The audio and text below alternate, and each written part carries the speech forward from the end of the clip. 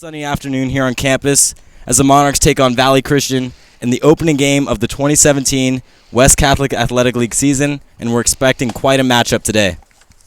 You said it, Johnny. Last Saturday, Valley Christian ended up with a win over the Jesuit Marauders by scoring the game-winning run in the bottom of the seventh. Valley is currently 4-3 on the year, and we'll be looking to add another W to their record this afternoon. The last time these two teams matched up a couple weeks ago, the Monarchs posted a 2-0 win, despite only going 5 for 25 at the plate. The Monarchs will definitely look for more offense against these Warriors. This afternoon, the Monarchs will try to extend their impressive early season win streak as they are currently undefeated in their first 7 games of the 2017 campaign heading into today's league opener. They'll have senior Hayden King on the hill for them this afternoon, as we can look forward to some stellar pitching from the senior who joined the varsity team midway through his freshman year.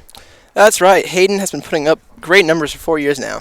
This season, he's still yet to give up a run or a hit for 7 innings now, and he's got 8 strikeouts to his name. As for the Warriors, they'll have Patrick Wicklander on the mound for them this afternoon, a junior who's done quite well for them this season, having surrendered only 4 runs in 17 and a third innings pitched. Wicklander currently with a 1.62 ERA with a 2-0 record while allowing 10 walks on the season. We will have quite a battle today with 2 outstanding pitchers on the mound. We'll bring you the starting lineup for the Warriors along with the first pitch right after this short break. You're watching Monarch Baseball here on AMHS Live.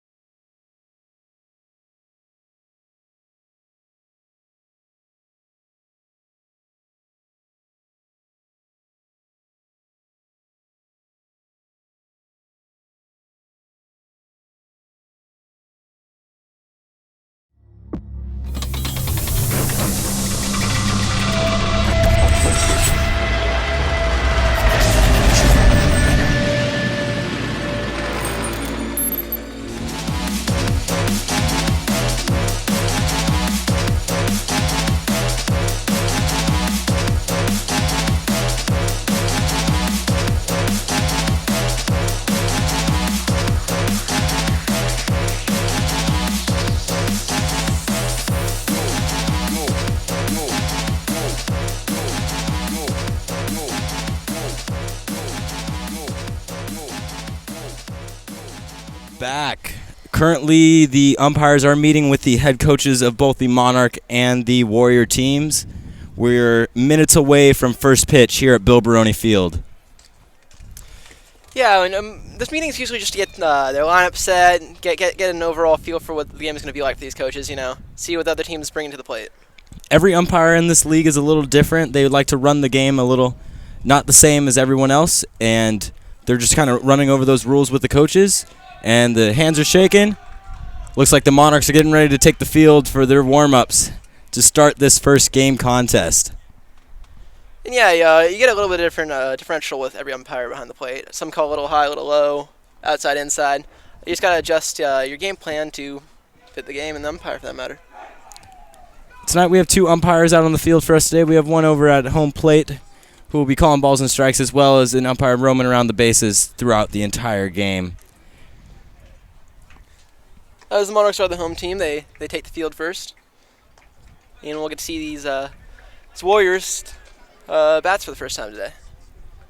Hayden King getting ready to take his first warm-up pitches on the mound.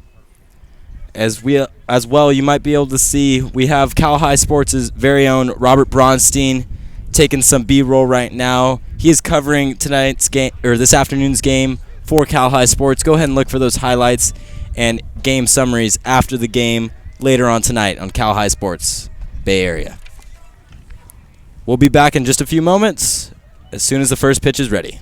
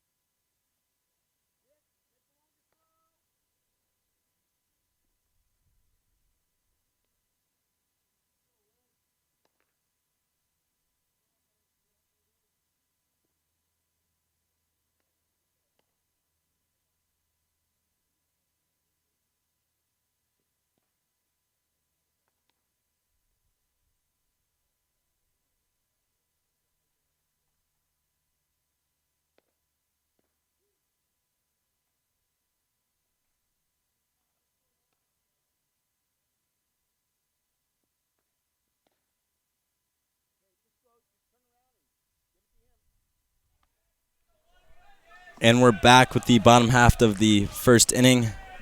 Second baseman Nick York is leading things off for the Monarchs, facing against Patrick Wicklander. Wicklander's getting the signs from his catcher currently. And here's the first pitch. And there's a ball right up the middle. He's going to be in there with the leadoff single. Very early on in the game, Monarchs trying to make something happen. He just saw that one all the way through it. Eye on the ball, out of the bat. It was great for to get this game started for the Monarchs. Center fielder Eric Yang batting second, trying to get York over into scoring position. Here's the first pitch toward him, and going to throw over to first base, but not in time. One thing that's been very impressive for the Monarchs this season is their base running, as they have stolen many bases and achieved that number, not just attempting, but actually getting to second base. There's a fake bunt and a throw over to first. Blue's going to call him safe, as that was a close call.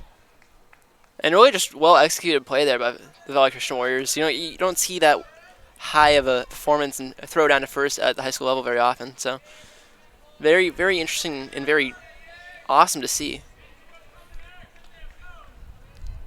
And here's the pitch. Another fake bunt and a throw over to first again. Again, not in time. Getting a little bit of deja vu here. And time is called by the base umpire.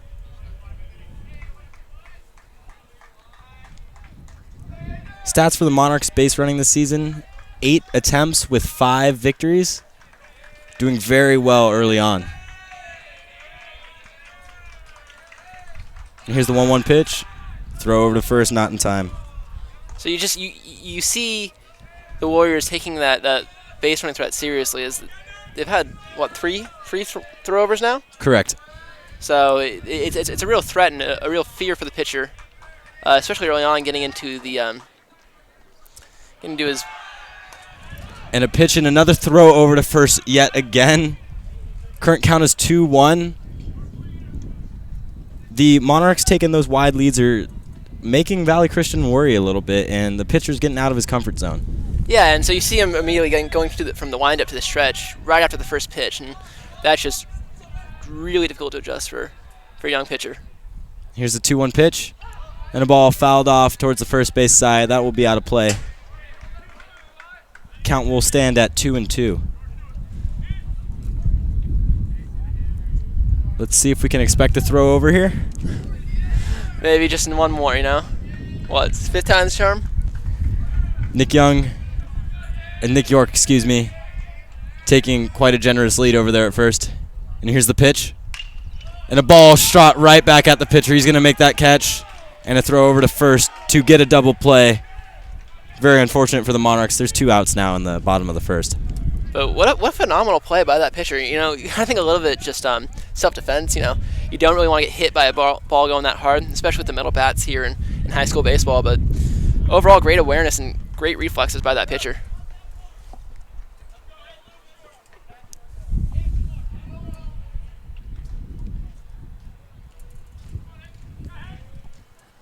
All right.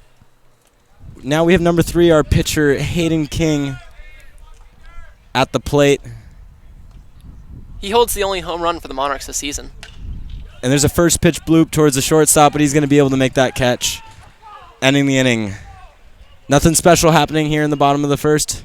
We'll see what happens in just a few moments, coming back with the top of the second.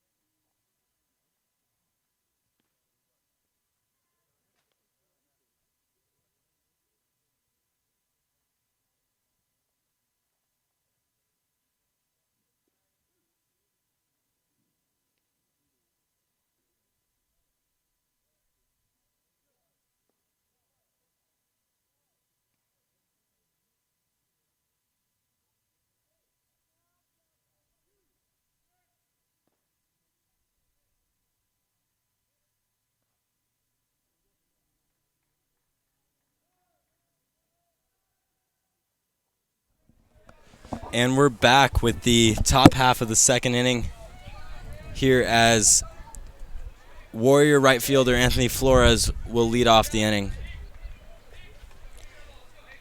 And we'll see if Hayden can keep that no hit streak going. A little broadcaster's juju there, but he's got the talent. And here's the first pitch to Flores. There's a ball hit high, deep towards the right fielder. He's going to be able to make that catch. Can of corn for him.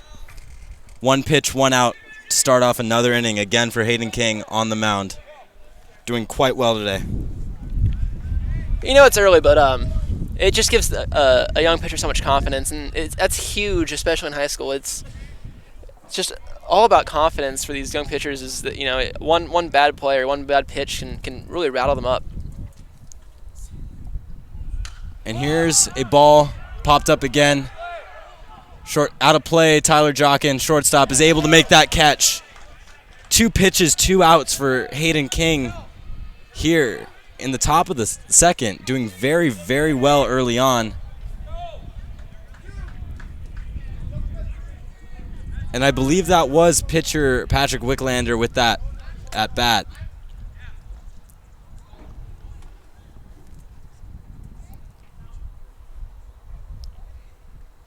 And the runner's going to talk to his batter. Excuse me, is going to talk to his coach now. Perhaps a substitution or something. We're not entirely sure what's going on right now. It looks to be like maybe a batting order mishap.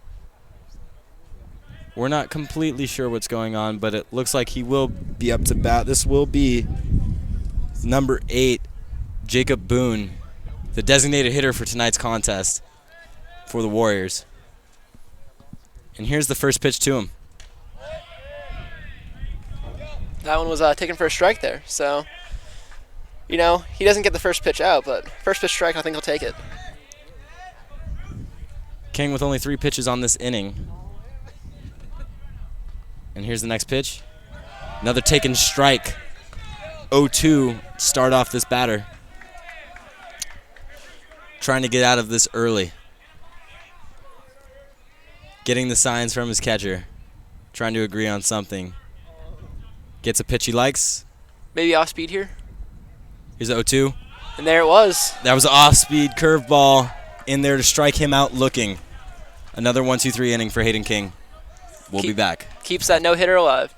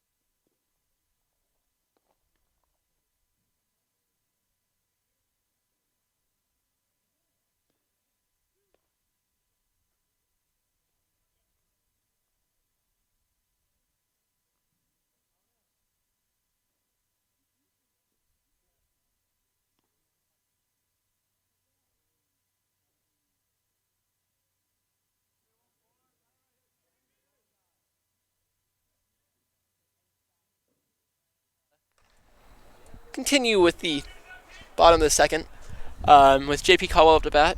4th batter here for the Monarchs today. Caldwell playing left field for the Monarchs today. He did pitch I believe, a game or 2 ago. And here's the first pitch to Caldwell. And a high fastball taken for ball 1. And that one came in there hard. Hearing that glove pop, it just psychs you out a little bit as a hitter. Wicklander throwing very hard and fast to start off today's game. Another fastball taken for strike 1. 1-1 count against JP. Here's the 1-1 pitch. It looks like it will be off speed possibly. And there's a curveball in the dirt taken for 2-1. man, even that off speed is getting there pretty fast. So it's something you gotta adjust to as a hitter. JP yet to take a swing at any of these pitches. Let's see if he gets one right here. He does. That will be one fouled back behind home plate. 2-2 count. You know, walking around the Mitty campus, you gotta keep your head up, especially around this baseball field. You never know when a ball is gonna pop out of there. And you know, when you have a class in the building off to the left here, you can always hear batting practice. Maybe a baseball hits the roof or something, but you hear a little ping, ping, ping during 2:25-ish range. English teacher Miss Jackson loves this time of year because she'll work in her classroom after school and listen to BP. She's a big baseball fan, as Caldwell takes for ball 3, full count towards him. But she is really a fan of listening to the game during this time of year. And here's a 3-2 count. It's a ball fouled off towards the first base side. He will get another chance here. So this is the first real battle we've seen all day between a hitter and a pitcher. And, you know, you got to make that pitcher work, try to get him, especially with this pitcher throwing so hard, you want to get him off the mound as soon as possible so you can get something a little better to hit.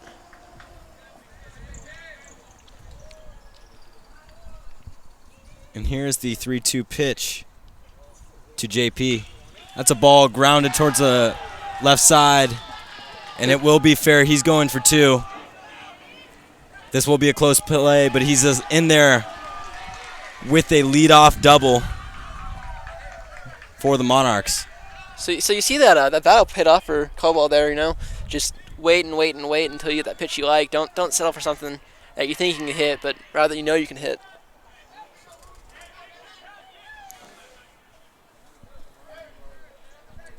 And now we'll have Jared Rupert come up to the plate. He's playing left field for us today, the Monarchs. Rupert looking to advance JP as he is now in scoring position.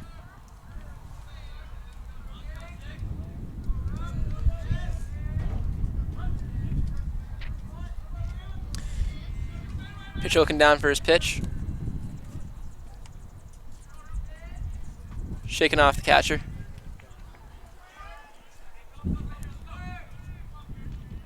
Here, and he'll watch that runner back stepping off. Wicklander currently with only 11 pitches to his name in this contest. You'd think it would be a lot more, but it appears to be that low because of all the times he's thrown over to first base. But even that puts some stress on the arm. So we'll see how far his coaches let him pitch today. And this will be the first pitch to Rupert. Taken a little outside, but 4-strike 1. The 0-1 count to start off his at-bat. And we'll see how that the homeboys will call his balls and strikes today. He's been pretty consistent so far, so that's good news for both teams. It's always nice for the umpires to widen the strike zone a little bit because it does encourage the batters to swing the bat and get the game going instead of just sitting there and waiting for pitches. As Rupert does foul one back for strike 2 with an 0-2 count. So he's got to swing at anything close right now. You know, at least try to advance the runner if nothing else. Put a ground to the right side. Third baseman Alex Reyes is on deck for the Monarchs, hoping to get a chance to bring in some runs and add to his RBIs for this season. And here's the 0-2 pitch. And a ball inside, fouled away. Count will stay at 0-2. So nice little defensive play there on offense as a batter. Just trying to stay alive and fight to get that ball in play. Pitcher will call for new ball.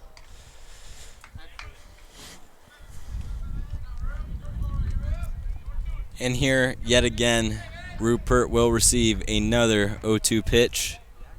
JP is still on second base, taking a pretty normal lead. Time has been called, but it looks like they're going back into play. And, you know, it's hard sitting on a pitch for so long as a batter. You want to get into routine and get into the speed of things. And Looks like Wicklander will step off again. Monarch dugout is being very loud, trying to cheer their player on. And here finally we will get the 0-2 pitch. Looks back at second, and the pitch fouled away yet again off the catcher's right leg. He's going to walk that one off a bit.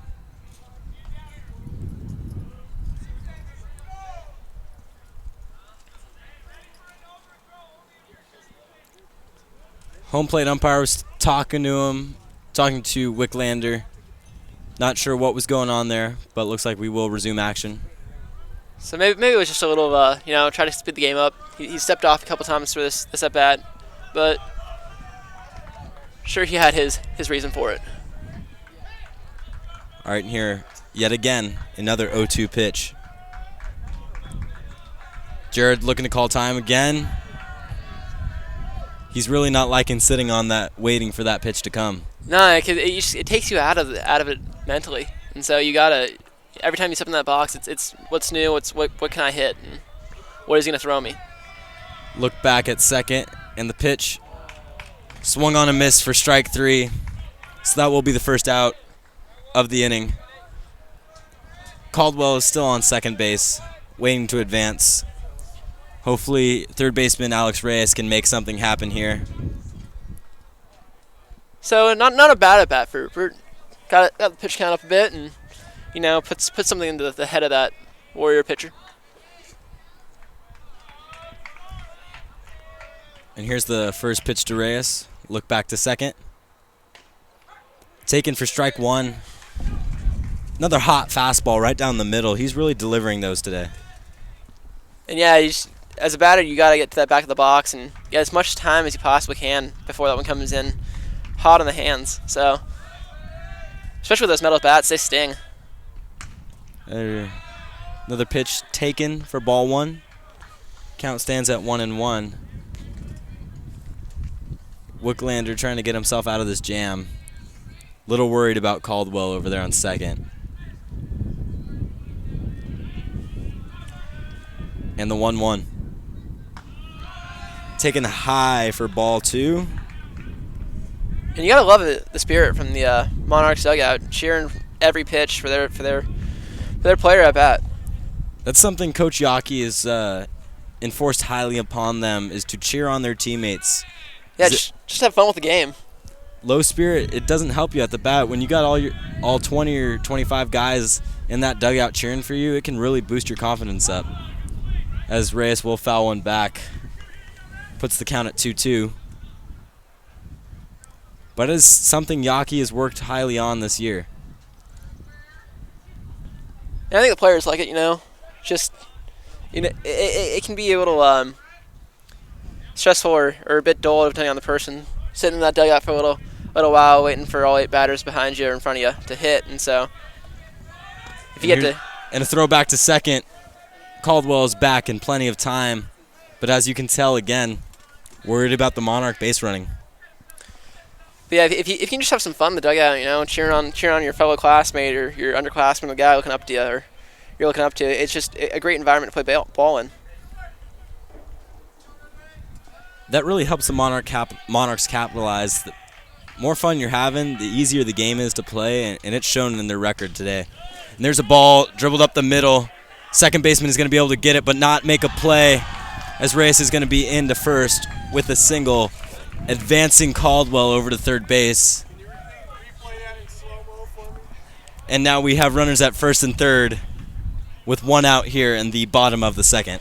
But a good play by the Valley infielder to stop that ball before it got into the outfield, because it could have been extra bases easily if it gets by him. So nonetheless, a great play to contain that to a single for the Monarchs.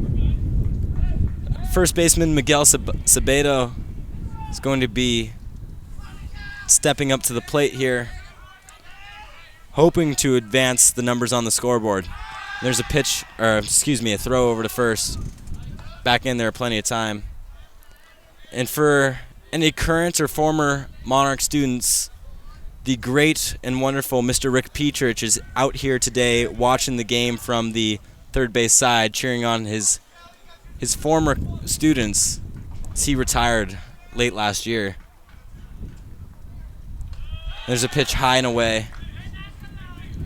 And Ball one. Mr. Petrich was just one of the best teachers you could have in Mitty. There's a certain physical education classes that he would teach that students would sign up for as soon as possible just to get a spot in his class. He was a real bright light on the Mitty campus. He definitely was, and is definitely missed here, but he does come back to support as many sporting events as he can. As a strike is in there, putting the count at 1-1.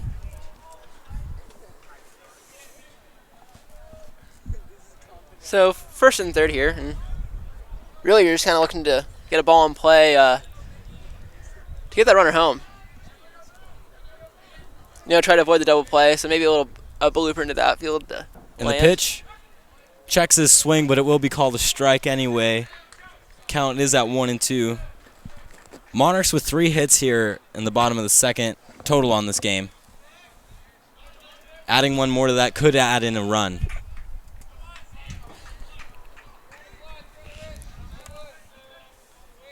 Warriors fielders are out there trying to cheer on their pitcher as a ball is thrown over first base. Again, worried about the Monarch base running, as they've proven this year has been very successful for them. And you got to think that's a little bit of a dangerous play, especially if you just miss throw or hold on the ball a little long as a pitcher, it can easily get by that first base, and that's a run in. So dangerous but effective play if put in properly. And here's the 1-2 pitch. Ball swung on and missed for strike 3. That will put 2 outs on the scoreboard for this inning, as catcher Brennan King steps up, trying to get his guys home from third base and first base as well. And looks like there's going to take a brief pause in play here, as Valley Christian catcher Ryan Bellamoni will talk to his pitchers to calm him down, try to figure something out for this inning. Yeah, they're really trying to keep the score at it where it's at. And Brennan King's had a number of RBIs this season, especially against Lincoln a couple games ago. So definitely a threat at the plate, even batting so low. And that's said for all the Monarch hitters. They all have their talents, and one pitcher, one plate appearance can really make the difference for this offense. Yeah, that's really correct. And as you were speaking, Valley Christian pitching coach did step out to talk to everybody on the mound and did pull his infield in. As you don't always see coaches bring in their entire infield, so it looks like they might be planning a play here, just trying to get out of this jam. Yeah, and you got to think, if X, Y, or Z happens, this is what we're gonna do. So it's just look for the play and make the easy play. Don't try to force anything you can't make. And looks like play will resume here. Just waiting for everybody to get back to their playing positions.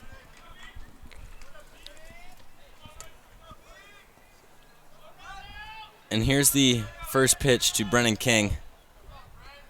What's cool about that is his brother is Hayden King, so you get that brother. That's a first pitch high taken for ball 1. You get that brother bond of pitcher and catcher, and I'm sure they just know each other incredibly well. It's always helpful to catch or pitch, depending on what you play, with a friend, because you know each other extremely well and you know what's going to happen. But when you're brothers, it makes it even easier and more fun generally. And that will be another ball. Counts at 2-0. So I'm sure those two boys are having a lot of fun out there. And here's the 2-0 pitch. Monarchs taking pretty generous leads. And that will be taken for strike 1, putting the count at 2-1.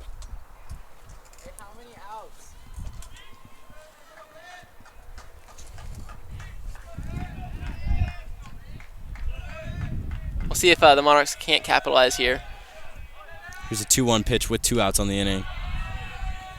Looks like a ball taken just a bit high. 3-1.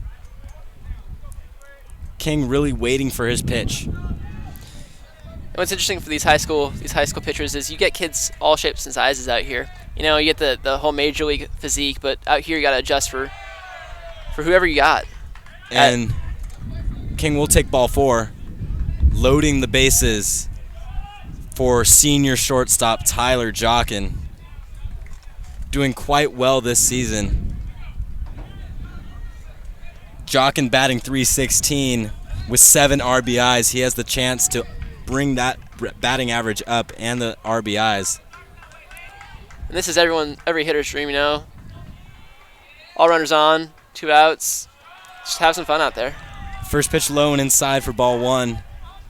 Jockin waiting for his pitch, not trying to spring too early. And being a senior, you know, he's definitely had his fair share of plate appearances in games here in a Monarch uniform, so he's got the patience to look for the pitch he wants. And here's second pitch high for ball 2. So he gets up and gets out ahead in the count here. Puts him in a fair position. Mark dugout cheering the Jockin on as he swings at a 2-0 pitch, fouled back. Makes the count at 2-1 with the bases loaded with 2 outs here in the bottom of the second. A nice breeze coming here over the Bill Baroni Field, and really feels nice on this 80-degree weather day. Wicklander will step off, reposition himself, trying to get a pitch to throw to Tyler here. And here it is. Ball a bit high, checks his swing. The base umpire will rule it as a no-go. Count is at 3-1. And so this pitch has literally got to be perfect here for Jockin. You know, if it's not straight down the pipe or close to it, he's not swinging at that. Got quite the battle brewing here, as anything could happen at this very moment. And here's the pitch. Taken pretty much right down the middle. Brings the count full. So that does mean the runners will be going, as there's no penalty if they do. Tremendous pressure on both the pitcher and the batter here. And here's the pitch. Jockin swung on and missed. Unfortunately unable to make anything happen. That will leave the scoreboard the same. 0-0. No hits for the Monarchs this inning. And the Valley Christian Warriors get out of that jam. And we'll see you at the top of third.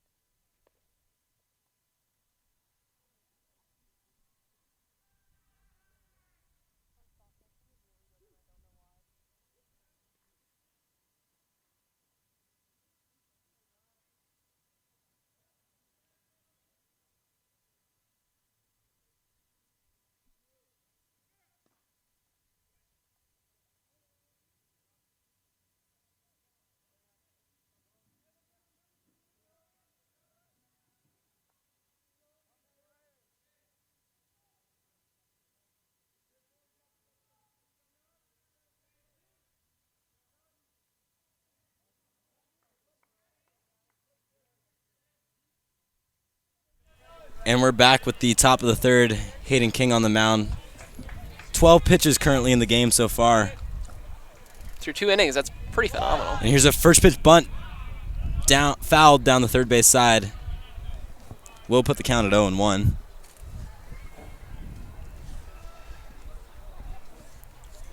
And pretty interesting move there, bunting on the first pitch of the inning. Yeah, that will be number 22, Ryan Bellamy, catcher. You don't see that very often at the start of the inning. And here's the 0-1 pitch, low and inside for ball 1. But definitely caught the our infielders off guard. I mean, they're all pretty flat-footed, not expecting that at all. But you can't blame them. That's just not seen very often. Yeah, and there's a ball swung on and seems to be tipped back. That will be strike 2, 1-2.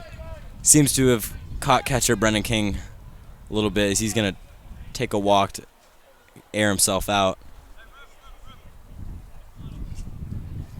And again, home plate umpire is talking to the pitcher again, maybe just having some small talk because it doesn't seem like there's anything happening this inning. Yeah, it wasn't obviously anything about the game. I think it was just letting his brother Brendan, relax, get some air in him after getting hit with that ball.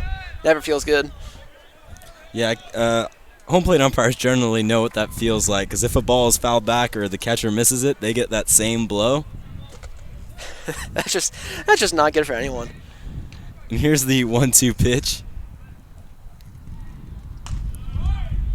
Ball high and inside, 2-2.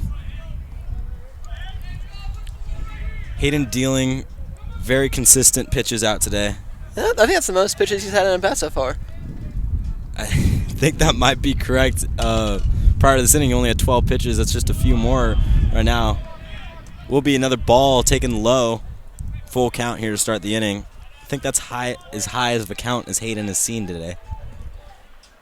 So we'll see how this payoff pitch works. King's still in the windup, so. Deals the 3-2.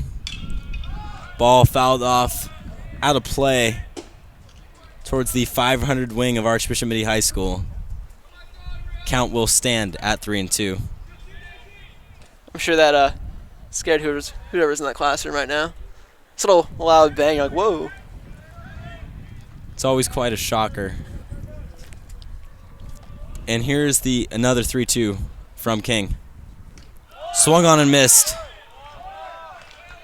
Striking out below Mitty.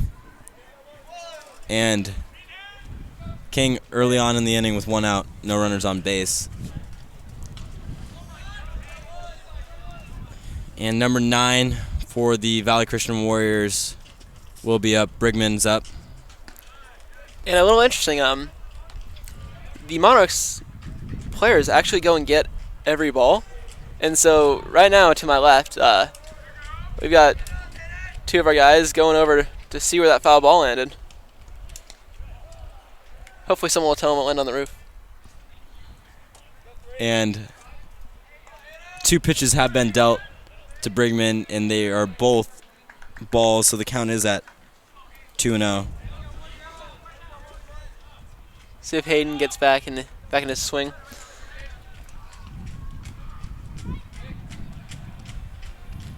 And here's the pitch.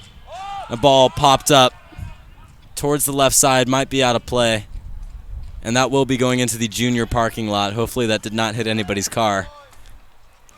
One of the dangers of parking there in the baseball season is that possibility. And actually today, unfortunately, I'm not quite sure if it was a baseball, but some object struck someone's windshield and actually broke it. So that was really unfortunate for that Mitty student. Yeah, it's never a great feeling having that happen to you. And there's another ball fouled away towards the 500 wing again, almost hitting the Monarch players up on the roof, trying to recover that first foul ball.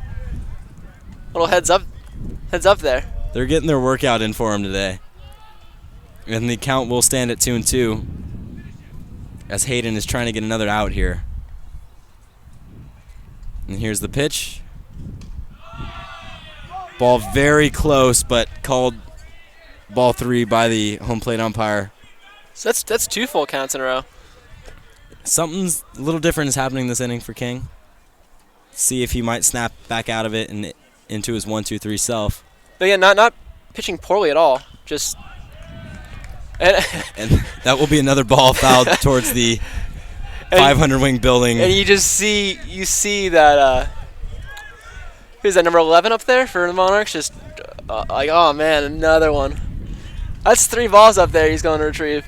At this point, they might as well just plant someone up there to recover these balls today. He's up there juggling them. Gotta love it. And here's the 3-2 pitch. Swung on and missed. 4 strike 3. King with yet another strikeout. 2 outs here in the top of the 3rd. So again, on Yaki's little motto there, even when he's not playing, he's having fun going getting balls. Oh, man. Number 10 for the Warriors, Diate, is up to bat. Taking a first pitch ball above his head. Again, you see the adjustment the pitchers have to make is the last batter was a bit taller than the current one, so King's just having to readjust his strike zone and the way he's pitching. King now has 27 pitches to his name today, as a strike right down the middle puts the count at 1-1. And a pitcher with King's talent, not difficult at all to do to adjust like that. He's doing it for 4 years actually, so all on Varsity. And here's the pitch, swung on and missed for strike 2, puts the count at 1-2. And King's one strike and 1 out away from going 1-2-3 this inning. King with 4 strikeouts to his name, seeing if he can add another one to that today. And that will be a curveball in there for strike 3. 5 strikeouts for King, only in 3 innings. Score still remains 0-0. We'll be back with the Monarchs lineup coming after this.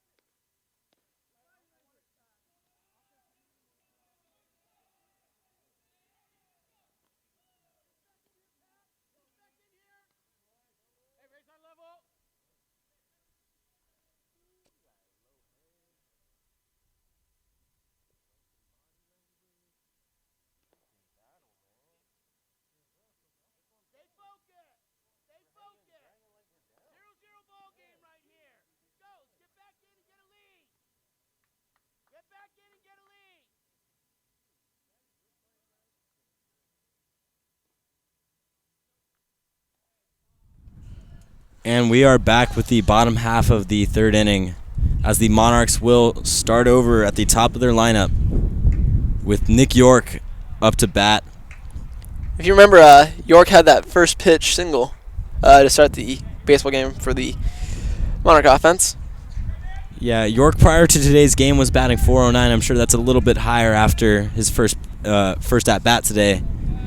But he has knocked in 2 runs this season with 3 doubles and no triples yet to his name. That one just floated in there for a ball. That will be ball 1 against York. Waiting for his pitch, and here's the 1-0. Ball fouled away towards the 500 wing again. And you can't expect a Monarch player to be going up there and getting that. That one actually landed on the ground, so lucky for that ball retriever. And another foul ball on the field this time. Puts the count at 1-2.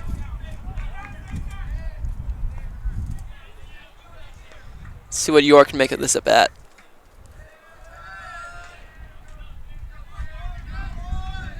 Pitcher is taking his time trying to get his sign. Looks like he has it. Here's the 1-2.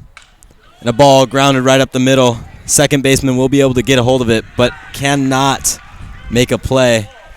As York, again, in there with another single today, leading off the inning, trying to make something happen for the Monarchs. And I wonder if we'll see that those throwdowns and throwovers from the pitcher again as York's got some speed with him. It's very well possible that will happen. And now we have senior Eric Yang up to the plate. Prior to today's game as well, he was batting 182, hoping to increase that average as he does call time right here.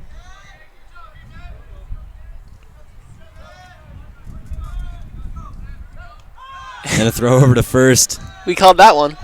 Called safe. We can very well expect a lot of those right now. It's just he's such a threat on the base path, York. He 3 or 4 steps, he's at full speed. York also, he is a freshman and another throw over. Called safe again. York is a freshman this year at Archbishop Mitty. Joined the varsity team very early on in his baseball career here. That will last for 4 years. Very great addition to the team. I believe he had a short stint on varsity football as well. That is correct, and a throw over to first from the catcher. In there again. So just a tremendous athlete overall. Really done stellar work this year, as that I believe was ball 1.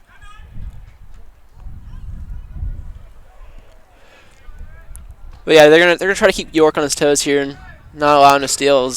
Again, just his speed is tremendous. And here's the 1-0 pitch. Looks over to first, back, and there is a bunt. York will be able to get to second. And it's a very good sacrifice play for Yang, as the Monarchs now have a runner in scoring position with only 1 out in the bottom of the 3rd. And just a great bunt overall, as Yang was pretty close to actually beating that one out. Very good. The Warrior defense was not expecting that, so they were playing back. Warrior Valley Christian's catcher had to make the play on that. This normally takes a bit longer than a fielder approaching the ball. Yeah, and usually you'll see the pitcher, continuing his motion to go get that ball. And a throw over to second as York has to slide back in, but he will be in there safely. And what's really impressed me all day long is he's been really consistent with his throws over. You don't usually see that in a pitcher of this age, and he's just consistent to the glove, and not a missed throw or an error yet. He's not really getting rattled. And here's a first pitch into the dirt to Hayden King, as York threatened to come over to third, but will stay on second. And a nice little stop there by the catcher to contain him at second. Balls in the dirt are very tough to stop, especially on the turf field, as the ball does not bounce as it typically does on normal grass. So very well done. Yeah, you see a slide or a weird shape, especially with the. There's a ball high and deep to center field. Looks like almost at the wall. He will be able to make the catch, but York will be tagging at second. Monarchs now have Nick York on third base. So that was almost King's second home run of the year.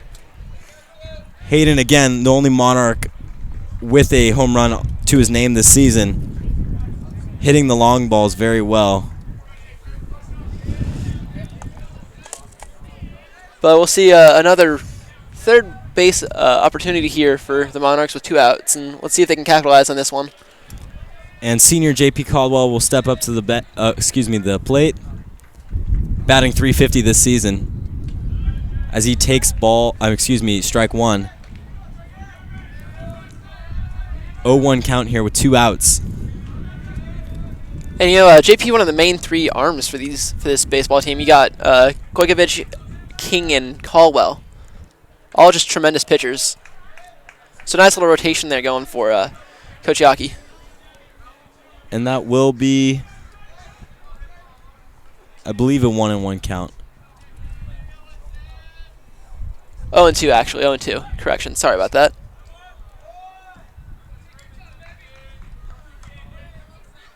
And here is the 0-2 pitch to Caldwell. Taken outside for ball 1. Count now stands at 1-2. Nick York on third base, just itching to get home. We saw a Monarch batter turn an 0-2 count into a battle and actually get on, so we'll see if Caldwell can replicate that. Here's a ball shot up the middle. Shortstop is able to grab it, but I don't know if he has a play. And Caldwell is able to beat out the throw to first as York comes in to score. The Monarchs will now take a 1-0 lead here in the bottom of the third, as the Monarch dugout is now very, very happy and yelling to cheer on their teammate. And just a great infield RBI there. Caldwell hit that one hard, and it caused the fielder some issues in, handling the ball. And just a great overall play by Caldwell. That will make that the 6th RBI for Caldwell this season, as Jarrett Rupert takes a first pitch strike.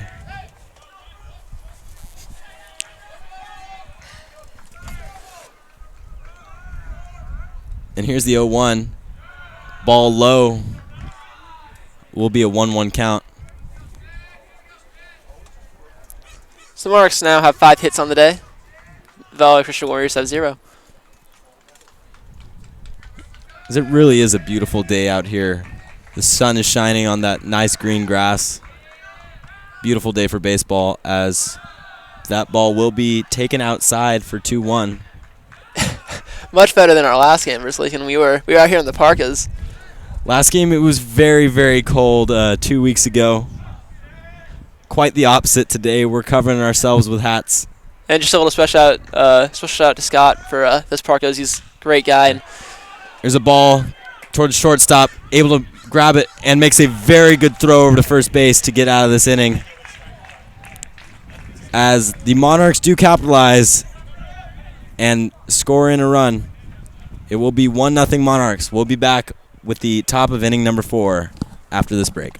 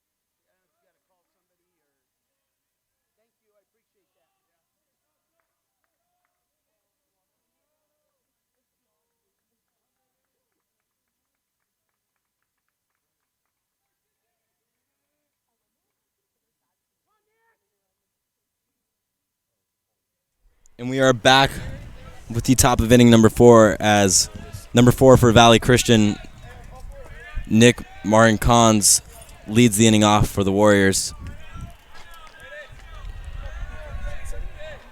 King pitching a terrific game so far, and he'll continue that performance. And there's a ball shot over towards the left side, foul. Will be an 0-1 count.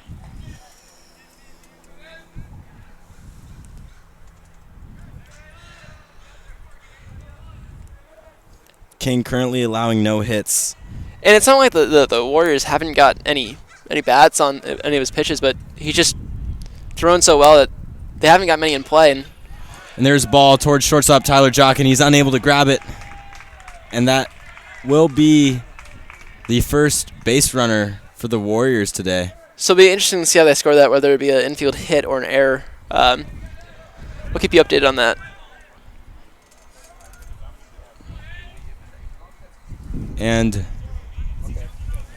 Hayden will now be pitching out of the stretch for his first time today. And it is counted as a hit. So that is actually the first hit Hayden King's given up all season long on just about 10 innings pitched now. And here's a bunt, almost foul towards the left side. And the home plate umpire will rule it foul. That one just they're waiting on it because it kept rolling and rolling, and it just luckily rolled out of play.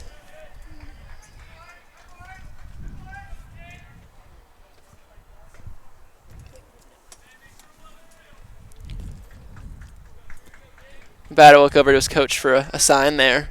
Yeah. And as well, excuse us, freshman Eddie Park is up to bat for the Warriors. And a throw over to first. Just trying to keep him close over there. Interesting with the 2-umpire setup here for baseball is it puts a lot more stress and expectation on that one infield umpire.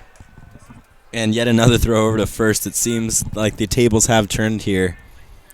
Hayden is concerned about the Warrior running, as they do have quite a bit of speed on their team this season. The Christian Warriors are just a solid team overall. Last year they had a terrific performance, and this year they're just as deadly. And that 0-1 pitch will be hit foul, putting the count at 0-2. As King gets ahead of him early in this at-bat.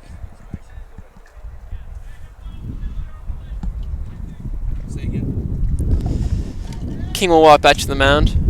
You know, a lot of pitchers like to get a new ball or a replacement ball after a foul ball, as it can mess with the ball a little bit and mess with their grip on the ball. And if they can have a perfect ball every time, they would. But they do what they can with the resources they have. And King will step off to get himself situated. And here's the 0-2 pitch. Runner's teasing him at first. And that will be a foul tip caught for out number 2. Or out number 1, excuse me. And King pitching extraordinarily well out of the stretch. He hasn't been in the stretch much at all today, so it's good to see him transition well from the windup to the stretch.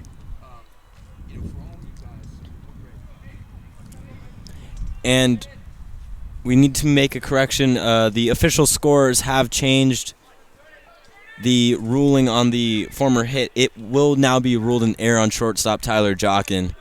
So King in there with still no hits to his name this game, as that ball was in there for strike 1.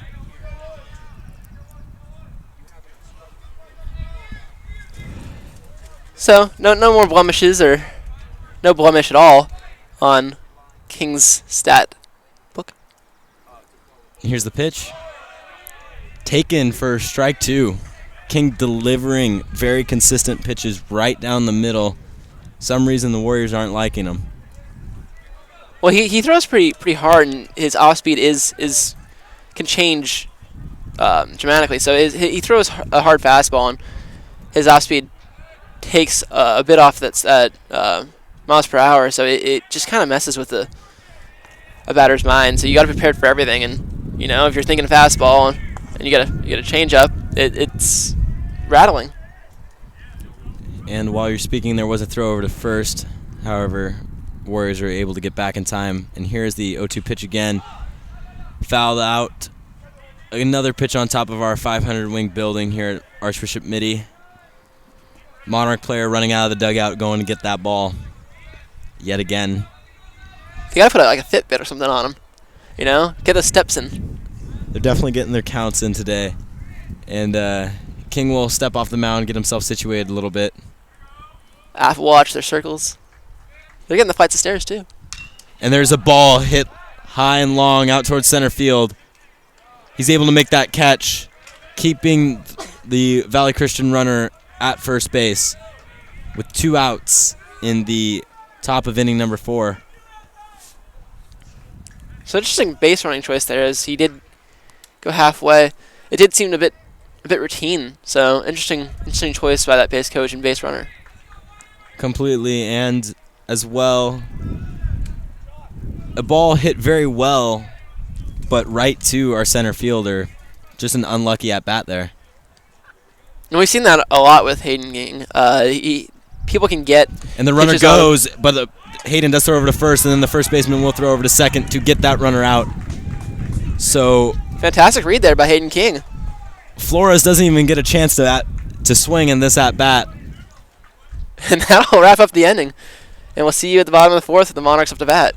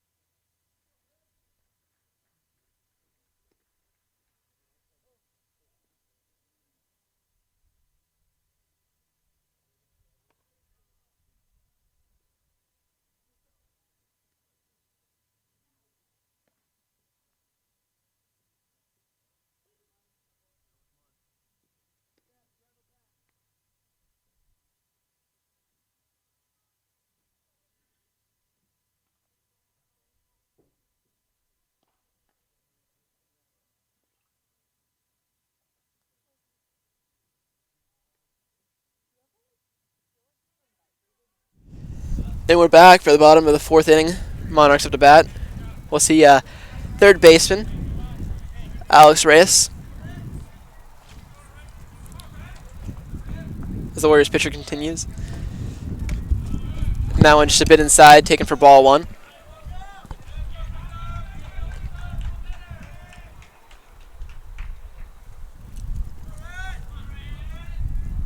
And Reyes fouls that one back. So, we have the count to 1-1. Reyes doing quite well this season. Really looking to capitalize and add to his batting average, though, as he's been unlucky, only batting .071. But the times he has been there, it's been during very key moments in the games. As that will be taken for ball two, 2-1 count. And here's the pitch. Ball in the dirt, 3-1. Having a very good eye today. And taking a look out to the fans tonight, we have a lot of folding chairs and sort of picnic parties on the lawn, as that will be strike two for a full count for the parents, and it looks like they're having a great time. Yeah, it's a nice place to watch the game. As you know, behind home plate with the sun shining can be a little bit rough. You don't have a pair of sunglasses, but on the sides there, it's just about right. And that one's skied. High and dropped. Second baseman is not able to make that catch, as he thought he was behind it, but it was in front of the ball as it fell down. I think he just lost that one in the sun. I mean, that's what I can see. I mean, he's looking right back towards the sun region, and a white ball and a bright sun can do that to you. It'll be interesting to see how the official score rules that as either a hit or an error, because he was quite in front of it, a good number of feet. And there's a bunt that is caught by the pitcher, but Reyes is able to get back to first base just in time. Very close one there, as that could have been a double play, as was done earlier in today's game. Yeah, and just smart base running there. You know, you see a bunt go up in the air, and you just immediately freeze and try to avoid getting doubled up. And number 8, Brennan King, stepping up to the plate here. Taking a first pitch strike. Puts the count at 0-1. Reyes taking a pretty normal lead over there at first base, as King swings and misses for strike two. King is batting .333 on the year, so he definitely has the ability to swing the bat and do it well. And there's a ball fouled towards the 500 wing yet again. And that one unfortunately stays on the roof. What's interesting is high school ball, normally you only get a certain number of baseballs per game already made out with, mudded with the infield dirt. But here on Mitty's field, they have to prep an extra normal amount of balls because of reasons solely like this, as the balls keeps getting fouled away.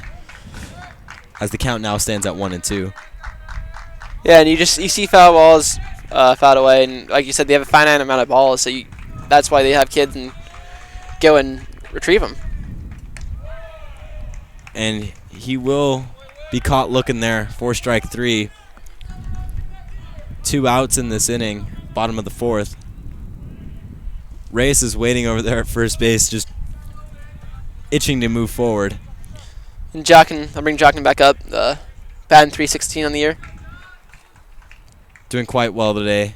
And it looks like a fake bunt, but it does nick him, I believe his right arm or hand. Yeah, right on the forearm. He's doing okay, but that will put runners at first and second here for the top of the lineup, Nick York, to try to make something happen. So 2 things there. You obviously Jockin, and that's going to hurt. And hopefully it's not as glove hand as he is the shortstop for this team. But also puts a little... it makes the pitch a little shaky. You just hit a guy, and you never want to do that. You never want to injure another player, and sometimes you just grip the ball a little too hard or let it go a little early, and you lose control of it. But it was a bunt attempt, and he pulled it back just in time, and the umpire did give him the hit by pitch, so he'll take his base. And there's a first pitch strike to Nick York. So the top of the lineup here for the Monarchs again. And here's the 0-1 pitch with runners on first and second. And a little update on that fly ball that got lost in the sun. It did get ruled as an error on the second baseman there. And that was a curveball outside for ball 1. Count will stand at 1-1.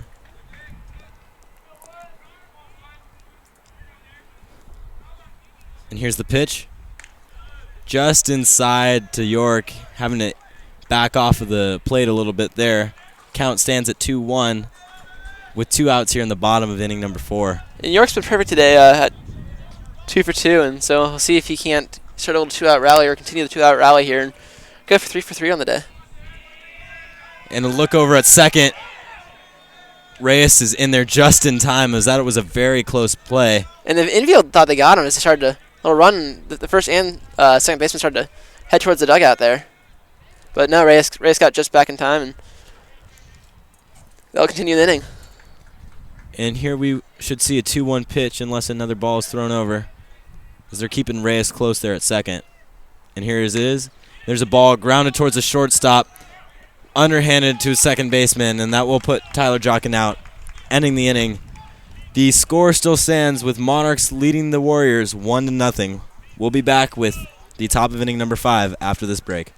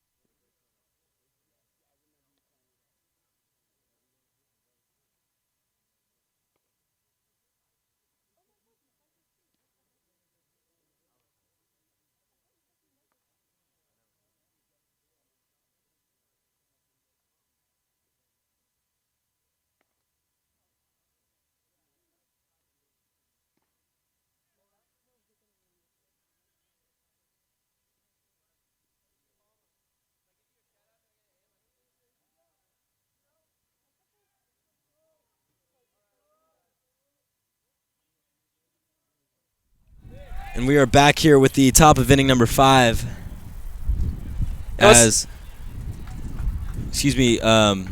Number 11 Flores is going to be batting, leading off for the Warriors, batting .417 on the season, doing very, very well.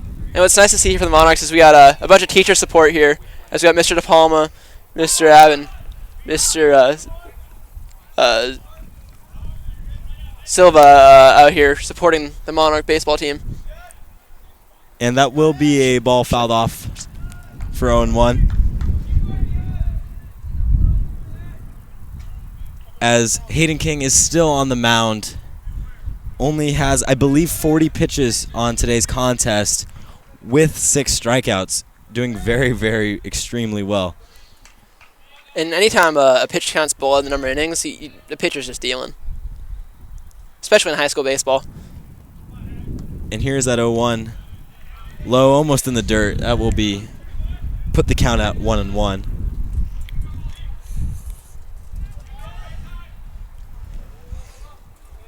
As things are starting to get a little bit cooler out here on the field with a nice breeze coming in. There's a ball fouled towards the Monarch dugout. 1-2. So King's pretty much been consistently ahead of the count throughout the day, and that's really made an easy day for him out on the mound. We got some freshmen and JV. I believe it's the freshman team out here watching and supporting their varsity team, as they did not have a game today. It's always nice to see them watching the guys they're looking up to and hopefully playing at the same level in a year or two. And here will be the 1-2 pitch from King. A ball right down the middle, taken for strike 3. 7 strikeouts on today's contest for Hayden, dealing him out. So just, consistently solid. I mean, Hayden isn't known much as a strikeout pitcher, but he's got his fair number of strikeouts today. And pitcher Wicklander will be up to bat as he hits one right towards the third baseman, and the throw over to first high, but he's able to snag it as the batter's elbow guard flies off as he's running and hits our first baseman. So really good focus by the first baseman not to be distracted by that. I mean, I'm sure he felt it hit him, but nonetheless made the play and didn't get distracted. But I'm sure it was just incidental.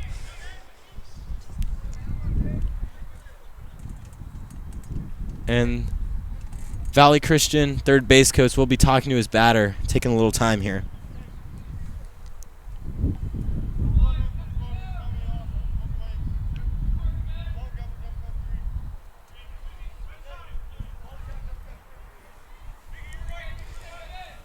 And the batter will enter the batter's box.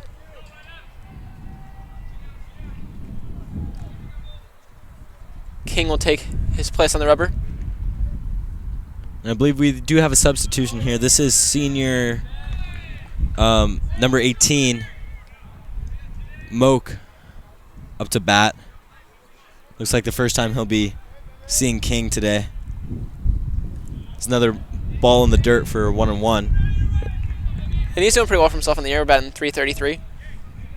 7 plate appearances. Does have 2 RBIs to his name as well. Doing, hopefully, improving as the season goes on.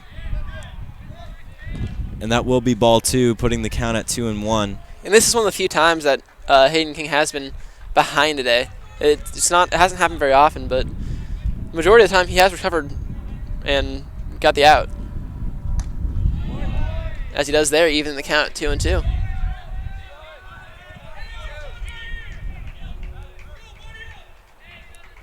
And number 11, Josh Seward, looks to be heading out to the Monarch bullpen. Going to start to get warm, as just in case something happens. He's going to be playing a little catch. And King will strike out yet another batter. And he's happy about that one as he celebrates walking off the mound. ending another inning with a strikeout. I believe that puts 2 or 3 for us today. We will be back with the bottom half of the 5th after this break.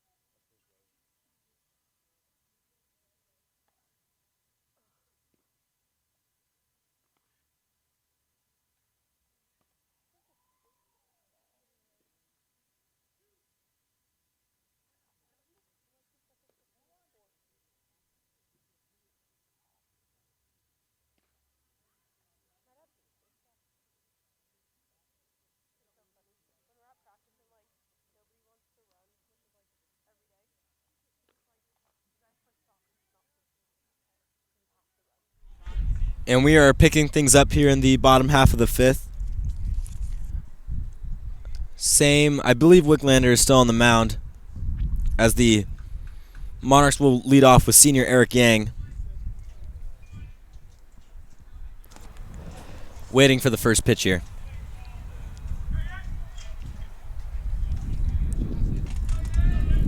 So both pitchers pitching pretty well here as they continue into the later innings of this ball game.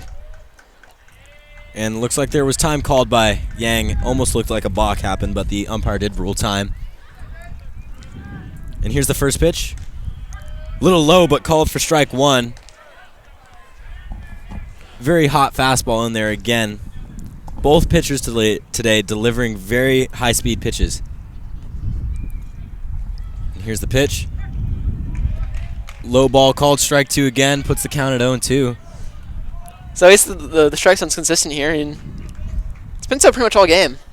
Definitely. It's always great when the umpire calls it for one team and the next as well, not just for the one team. Calling it for both teams keeps it consistent, fair, and it just makes the game go a lot smoother as people aren't arguing. And that will be in there for ball 1.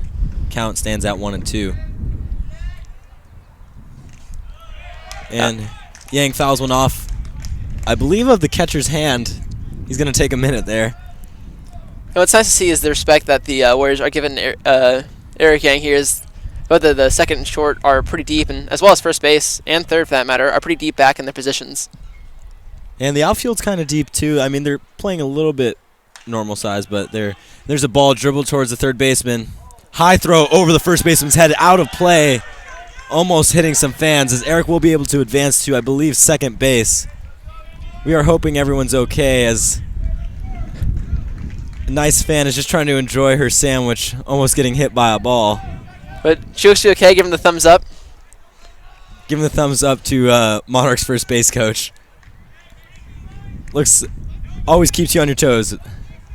Almost got a ball there for free. And Hayden King will step up to bat with a runner on second. Has an opportunity to knock him in here and improve the Monarchs score. And a look over to second, but no throw. Yeah, I'm sure that overthrow is making the pitcher think twice about his, even though it wasn't him who threw the ball. Just the whole psychology of baseball going on here. Yeah, you always get a little worried that could happen again, as Hayden fouls one off of himself. And he swung hard at that one, so it looked like I hit him in the ankle, maybe bounced off of his ankle, I think up to his elbow. So that was a little interesting play there. Doesn't feel good nonetheless. But doesn't look too shaken up as he takes only a couple seconds and gets back in that batter's box. And here's the 0-1 pitch to King. And that will hit him as he does deliver a little glare over to the pitcher. Was not happy about that one, but takes the space nonetheless. Takes the anger out on his batting gloves, and well, that'll put runners on first and second here for the Monarchs. No outs. King seems to shake that off pretty quickly. So that hit his lower part of his back. Very commonplace for players to get hit, though. They get used to it after a little bit. Yeah, you're just kind of trying to turn away from the pitch, not get any soft spots. If you can get a harder part of your body on that ball, it hurts a little bit less. And there's a ball thrown over to the second base, but he is back in time. As senior J.P. Caldwell is up to bat, hoping to drive home his fellow teammates from the base path. And here is the first pitch towards Caldwell. Fakes a bunt, but the ball is thrown behind plate and bounces all the way almost to the third baseman. So runners will advance now at second and third. That's one thing about having the nets back there is if you've got a ball thrown hard enough, the net's going to take that ball and swing it right back at you. But the pitching coach will come out and try to calm this pitcher down as he seems a little shaken up after hitting Hayden there. So that's the second batter he's hit today, I believe? Yes, that will be the second, as Tyler Jockin was hit earlier in this game. But that was the first batter that was hit solely. Jockin just had a little ball touch him. Yeah, it was just a interesting bunt attempt, pull back, and interesting play there. But the Warriors will send a player to the bullpen here. They do have two guys warming up, so we will see who might come into this game shortly after confirmation, as the Warriors are getting back to their playing positions, giving their pitcher a little break. So this changes the whole at bat for Caldwell here. He's just trying to get the ball in play and see what he can do, try to get a runner home. Man, that is one loud Monarch dugout right now. They're really cheering him on, trying to get him in the zone. And here's the 1-0 to Caldwell. Ball low and a little outside, but called strike one nonetheless. And from talking to these guys, I've gotten some mixed responses whether or not they can actually hear whether their teammates are cheering for them. But nonetheless, it's the whole camaraderie of the game. Yeah, some batters zone it out a little bit, even though it could boost their spirits, but they feel more confident solely in their own presence. And that will be taken for strike two. Caldwell behind in the count at 1-2 with runners on second and third. Yeah, so the infield is in here, and that's just trying to minimize the threat of Yang, I believe, on third. And there's a ball swung on hard and dropped by the catcher. So he does need to throw over to first base, but he is called out originally by the base umpire, but it does appear that the ball almost hit Caldwell. And head coach Brian Yockey will be coming out to debate this with the umpires, as they will now gather and figure out exactly what happened. And from what I can interpret here, they're trying to argue whether or not it was runner interference, as Caldwell had to step out of the way to avoid getting hit with the ball. And they do indeed call him out here. So the call stands, but nonetheless a call worth arguing. And a very good at-bat from Caldwell, just getting the Warrior pitch count up. Even though he didn't get on base, adding 6 or so pitches really does help out, as now there's one out in the bottom of the fifth with still runners on second and third, as Rupert will step up again. Earlier before this evening's contest, batting .357. It is a little bit higher now, as he does call time. And that's consistent with all the batters today. This pitcher's taking a little bit of time to get the pitch he wants, and so you'll see the batter take some time to get in the zone. And there was a pitch low for ball one. Infield is still playing in. Outfield about normal depth.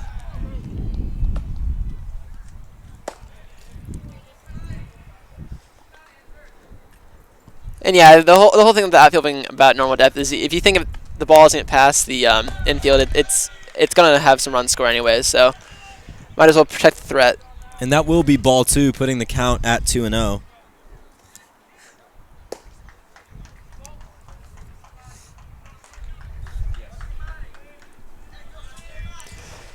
So Rupert gets back into the box here. And the 2-0. And a ball shot towards deep center field. That will fall. Mark scoring at least one. Scoring two. Rupert's in there at second with a one-out double, increasing the Monarch lead to 3-0. Great hit there by Rupert as that one rolled all the way to the fence, allowing both runners to score. It was about the same depth as the Valley Christian outfield, just not in the right angle or position for them to make that play. Yeah, he hit the gap perfectly there.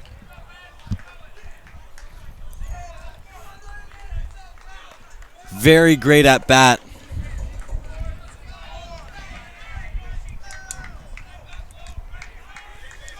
And a look over at second and a throw over.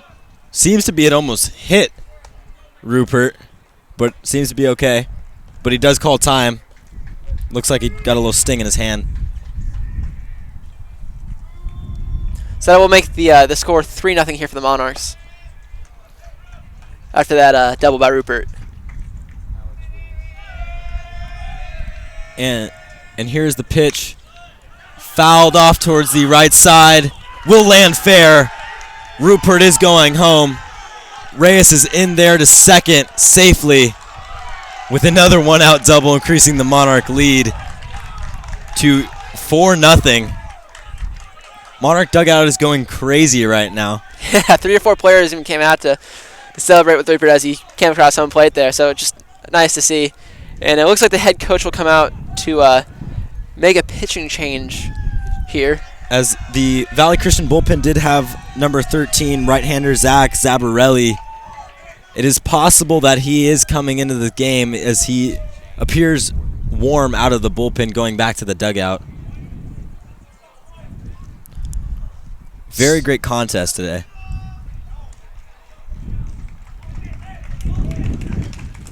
So number 13 for the Warriors will come out. And that will put an end to the the starting pitcher for the Warriors. Had 4 1/3 innings pitched with a very high pitch count of 79 after 5.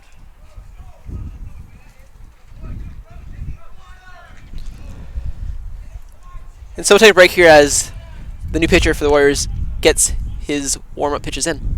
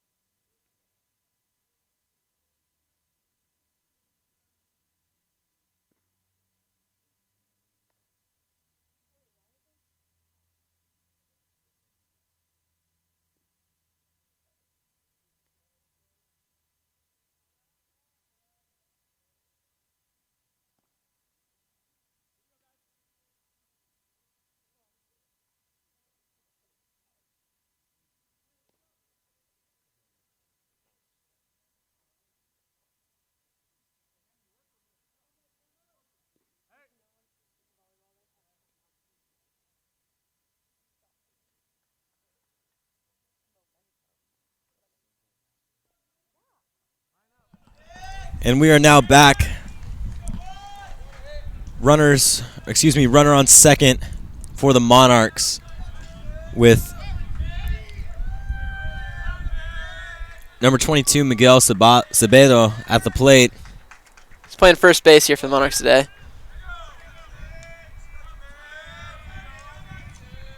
Look over at second and steps off, although there's no one at second to cover or throw over.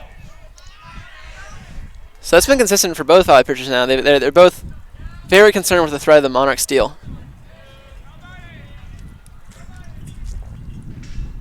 Here's a curveball, low but called strike 1. Very good breaking ball, catching Sabato off guard. And that's what's difficult for home plate umpires. It's not where the ball lands, but where the ball crosses the plate that determines whether the ball is a strike or not. Oftentimes the base umpire will get a better view of that, and there is a ball swung on a mist in the dirt, 0-2. So a tremendous curveball, almost 12-6 here for this new pitcher for the Valley Christian Warriors. We'll see if he sticks with the curveball for the third pitcher, changes things up.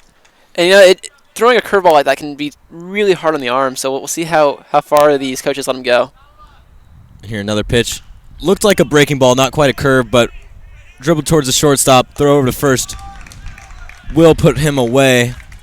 Nonetheless, he does advance Henry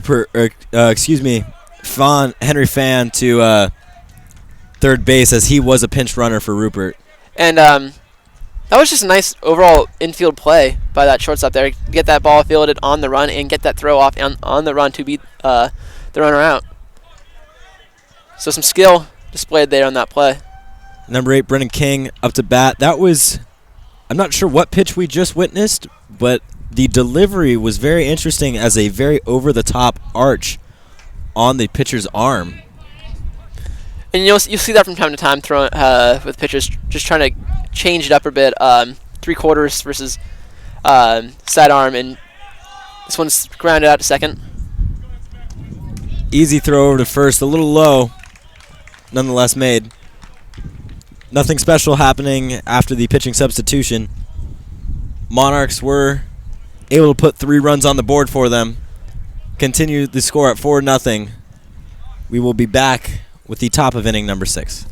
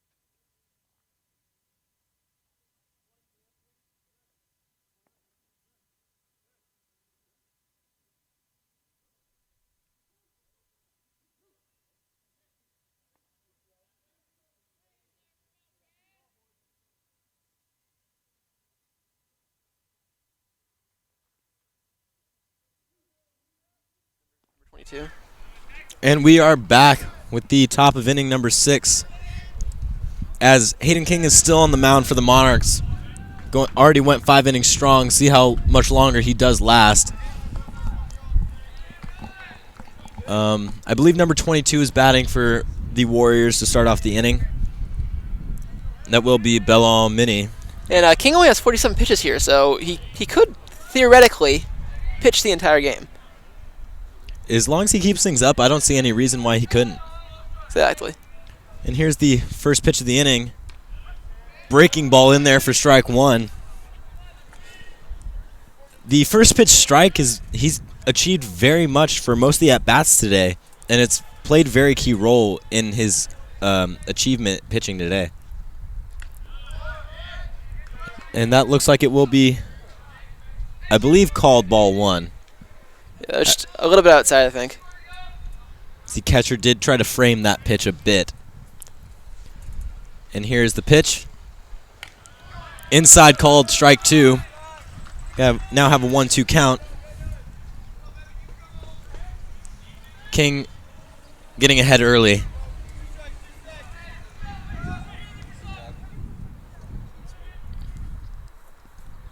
Gets the pitch he wants. Out of the windup. And a ball shot towards the left side. Along the left field line, he will be going for 2, and that will be the first hit against King today. or excuse me, the second hit against King today, as he's in there with a leadoff double. And that was just a great hit by the Christian Warriors there. Right down the line, couldn't ask for a better placement. And now number 2 for the Warriors will be up to bat with a runner on second.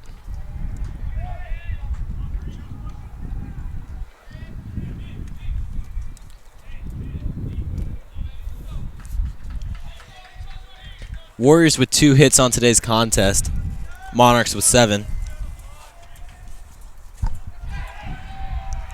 And looks like that will be a pass ball, advancing the runner to third.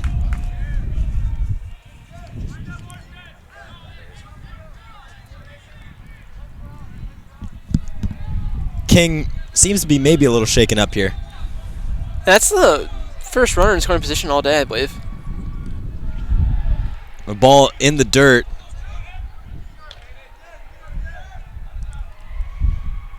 Count stands at 2-0 as the King brothers will take just a brief moment to develop a little plan.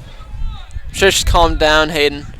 I'm sure Brennan's seen all types of pitching from his brother, and so he knows him very well, just exactly what to say, and that was that.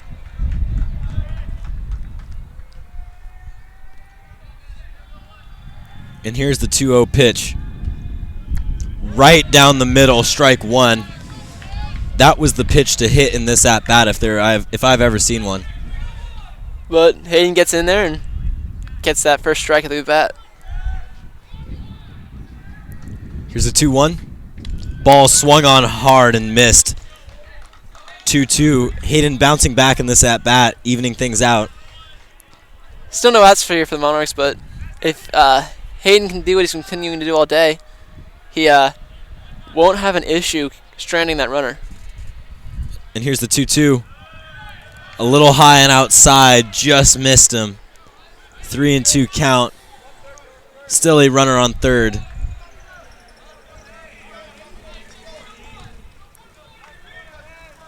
You can hear the Monarch players on the field calling out where the play should go. And there's a ball fouled towards the right side. That one skips the roof. I think that went over our 500 wing. Yeah. Passing it somewhere else on campus. Over to the power courtyard, you think? The spot between 500 wing and the other classrooms here at our Archbishop Mitty campus. And King takes a brief moment off the mound to get settled. And here's the pitch. Swung on a miss, but in the dirt. Seems to be he fouled, tipped that back. Sorry.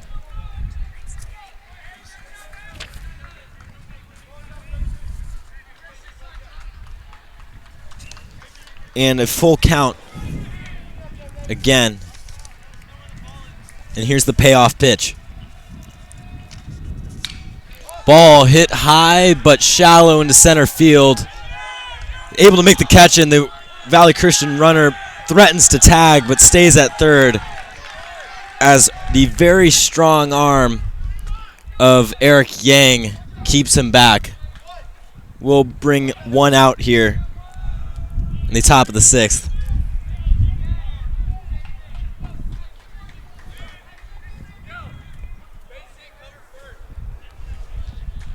And number 24, Zach Barneo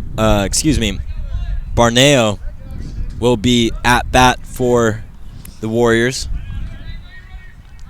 Still one out and a runner at third. Hayden gets his pitch. First pitch strike right down the middle. Again with the consistency. It's been great today.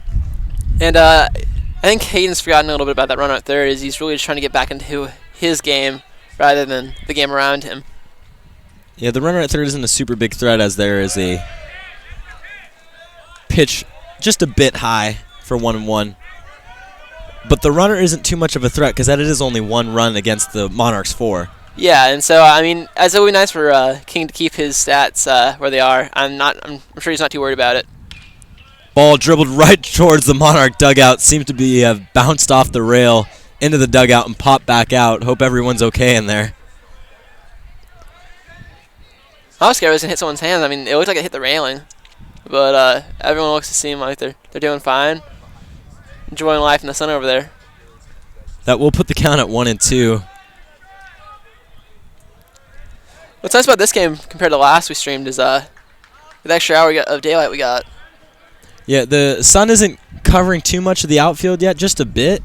It makes things a lot nicer as there's a ball rolled down the first base side and it bounces off the bag, straying off of the path, so that will allow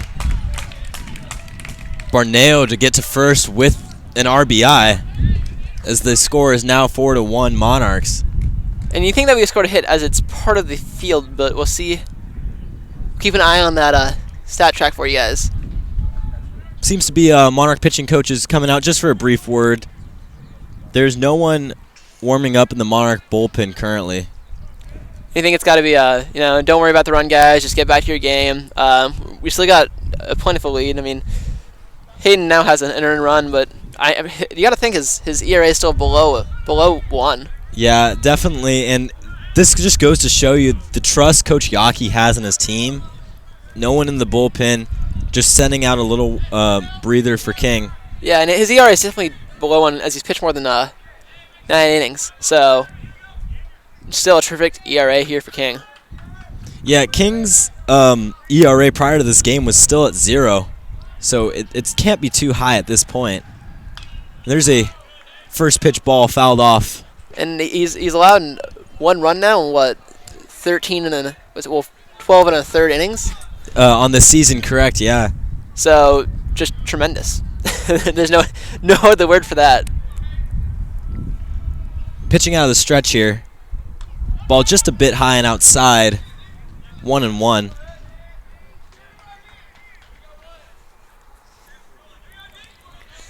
Things aren't looking too bad for the Monarchs right now. And King now at 63 pitches, so you got to think his arm is feeling just a little bit. Pitch count still not too high, but...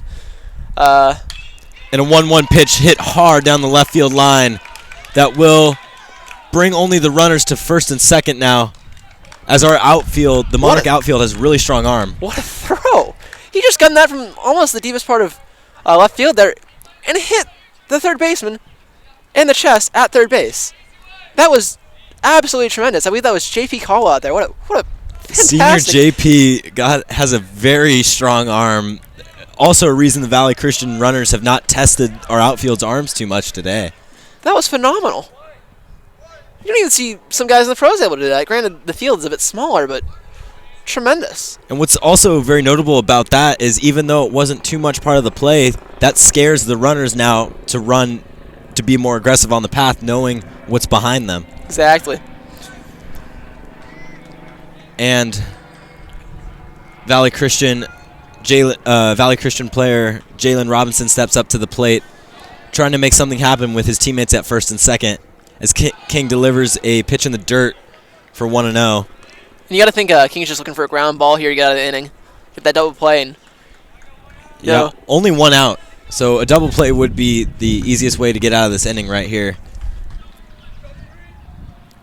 As the Monarchs look like they might be sending a pitcher out to get a little loose, as King's going out a little bit.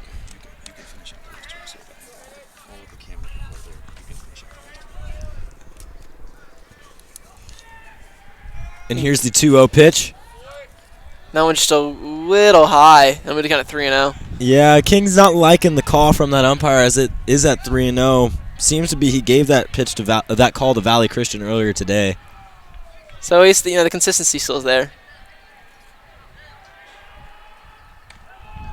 And that will be ball 4 for a 4-pitch walk. King getting a little rattled. Not very happy now with the bases loaded. But again, it's just one pitch could change this entire inning. Just one ground ball. It seems to be shortstop Tyler Jockin just had a quick chat with King, trying to make just calm him down, give him a quick breather. As now head coach for the Monarchs, Brian Yaki, is out talking to the home plate umpire about a possible change coming in.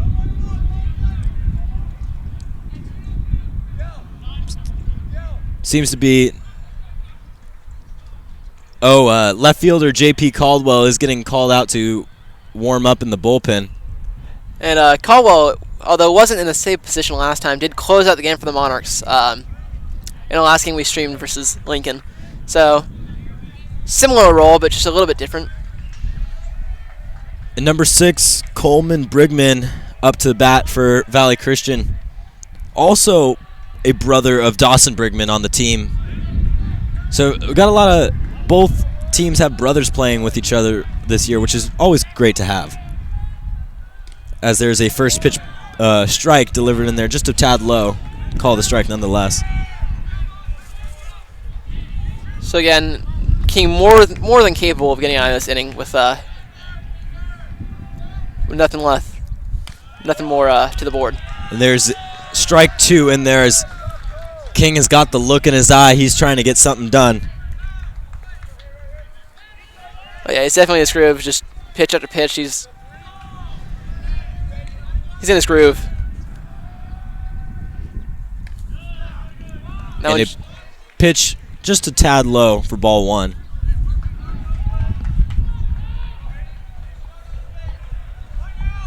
Runner still on first, second, and third. Outfield is playing pretty deep as King does step off. And just, again, tremendous weather as almost every single player out here is in sunshine besides the right fielder who, because the new building has got a little bit of shade out there for him. And there's a ball high and outside, evening the count up at 2-2. Still only 1 out in this inning, so this has been a little longer for King than he's used to today.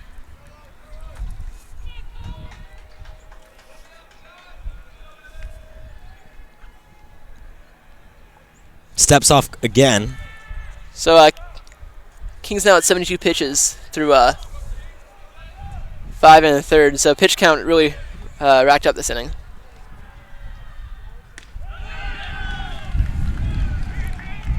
And that will put in the pitch, the count to 3-2. So they're really going to look for this pitch to be favored here. Is they don't want to force anything in ground and double play. So we'll see how this is played. The ball fouled high out of play towards the 500 wing building. So yet again, the Monarch players will be climbing the ladder up there. That was kind of interesting. I think that one hit the ladder, or the top of the ladder, and bounced off. So, literally just interesting placement there. And here's another payoff pitch out of the windup as well. Low for ball 4. So King has now walked in a run. Score now stands at 4-2 Monarchs. Bases are still loaded. 1 out. King trying to get in the zone just to get out of this jam. Yeah. Pitched well all game. This is probably the rough point of his day today.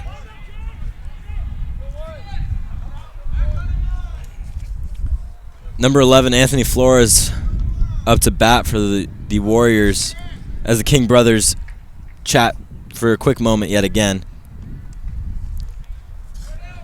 And right now you're probably just going back to what King's most comfortable with right now. Wherever the pitch or whatever he's feeling today is what he's going to go to right here. Whether it be his fastball, off speed, whatever makes him most comfortable in this position, they're going to go with.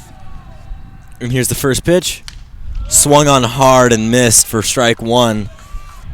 And Hayden just reaching back there as you hear the pop in the glove, and something you haven't heard in a little bit, but is definitely feeling it and trying to his best to get out of this inning with only 2 runs allowed. And a ball fouled off yet again towards the 500 wing. Puts the count at 0-2. And luckily, that Mitty baseball player Jordan Epidendio still up on that roof there, so an easy grab there for him.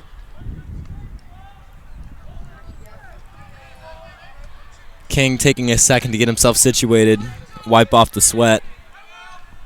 Still 1 out. 0-2 here for Hayden. Count in his favor.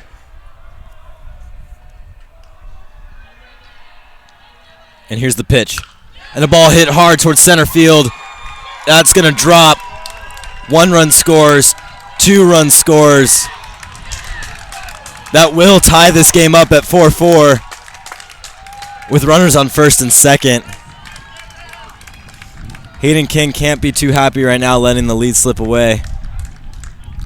And Coach Brian Yockey will be coming out, so I believe we will see J.P. Caldwell for the remainder of this inning.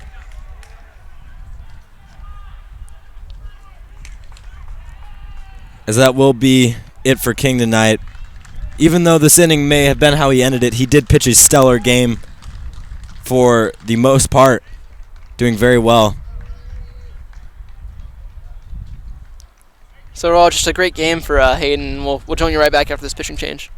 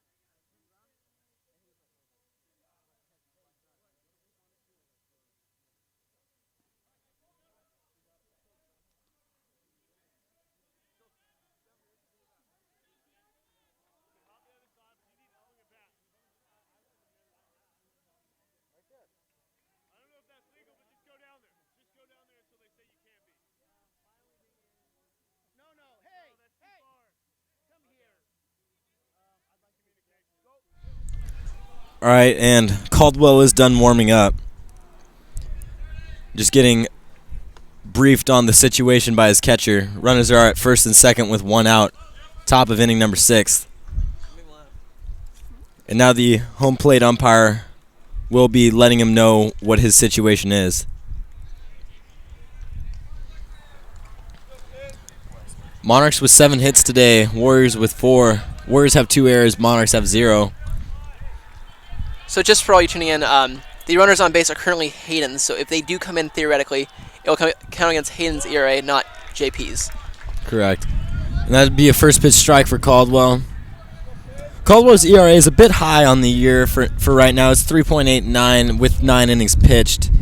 He's looking to get that down here and later on in this game if he stays in. But he's been doing really well considerably.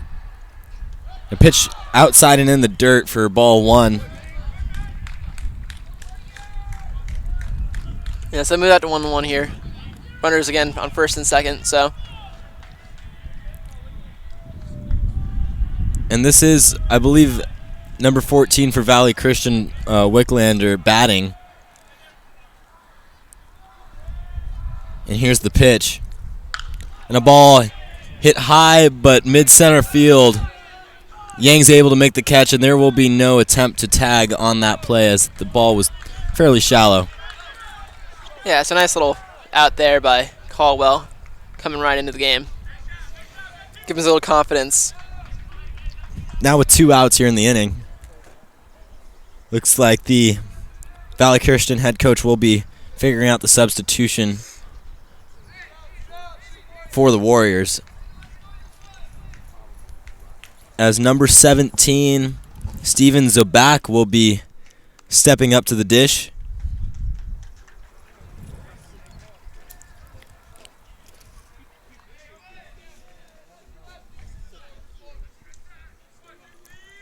Caldwell trying to get out of this inning early. 17 versus 17 here. Look at that. Number to number. That's interesting. And here's the pitch. Fouled off towards the first base side.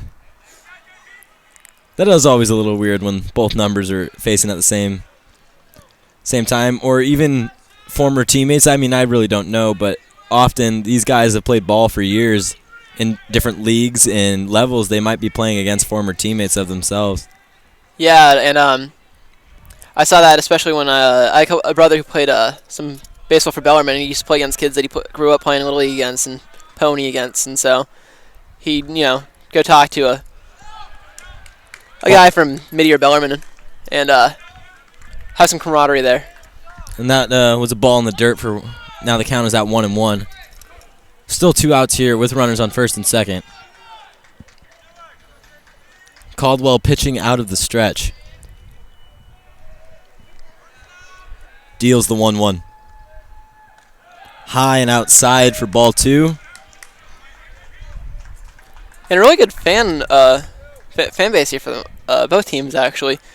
You can see usually it's a bit tough for students to come out to games, but parents are always out in full force, if not students as well. Yeah, it's a little bit easier as both teams are based out of fairly local San Jose, not too far apart from each other, so parents are able to come out for Valley Christian this away game.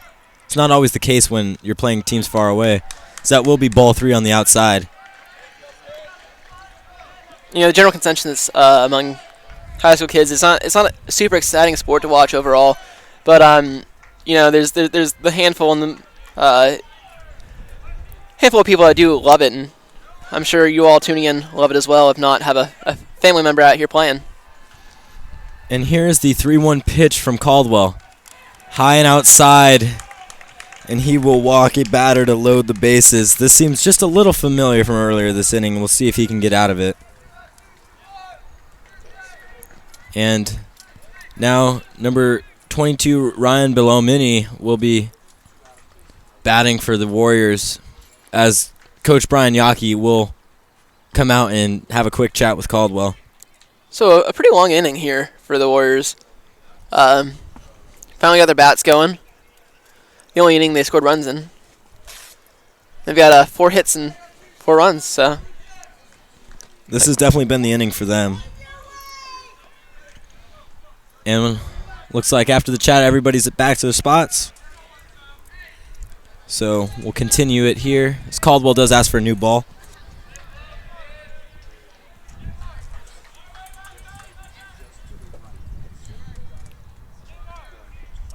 Finally getting one he likes.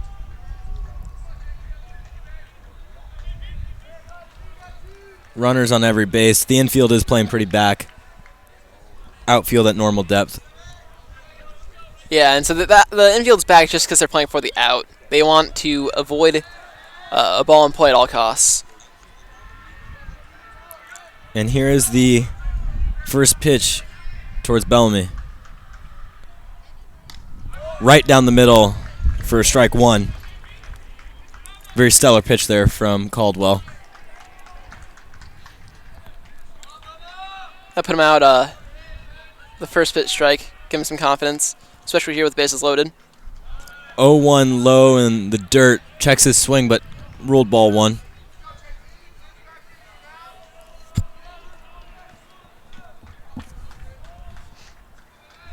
And here is the 1-1 pitch from Caldwell as he's getting a sign.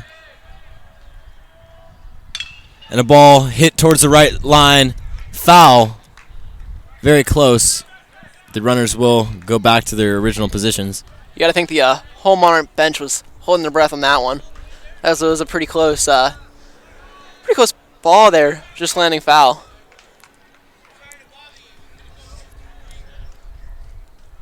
But nonetheless, really count to 1 and 2. Caldwell trying to keep the score even here for the Monarchs.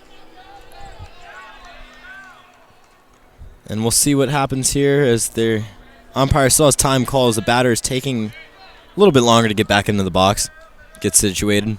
Here's the 1-2.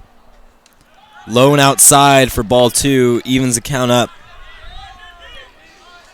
And JP's still got a pitch to play with here. So you could think that was a throwaway pitch. It was off speed, so maybe he'll go in high and tight in here with a fastball. We'll see how that plays out. Very possible. And here it is. Ball fouled behind the home plate. Looks like it will end up somewhere in the junior parking lot. But that was the exact pitch there. Fast and in the hands. JP takes his time off the mound to get situated, get his foot on the rubber firmly where he wants it. Shadows are coming in a little, covering most of the right field. And here's a ball dribbled to the first baseman. He will underhand it to Caldwell, and that will get them out of this jam. Warriors were able to add 4 runs to the score. It is all tied up, 4-4. We will be back with the bottom half of inning number 6 after this short break.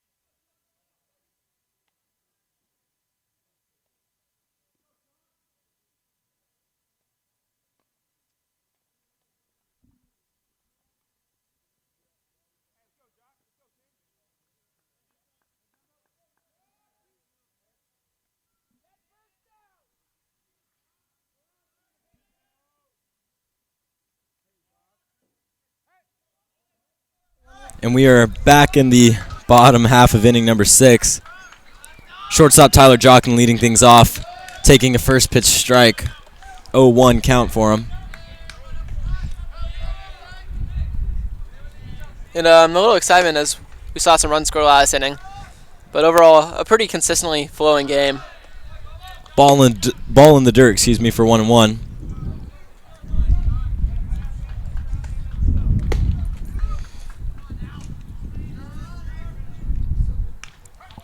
And a curveball in there for strike 2. 1-2 count there. Jochen behind in the count. See what he can do here with this next pitch. Again, for these pitchers, they have throwaway pitches. So when you have a lead and you've got a ball to throw, you're going to try and get that. And curveball tapped towards the first baseman. Easy play to step on the bag in there for out number 1. And so you'll see a pitcher when he's ahead in the count, intentionally throw a ball a little bit outside to see if he can get a batter chase and check him out. But there we saw the batter make contact, and that'll bring up the start of the lineup here for the Monarchs. Now Nick York is up here again, taking first pitch strike. Just trying to get a feel for this is a new pitcher he has yet to face yet. Just trying to get a feel for his style and delivery. And here's the 0-1.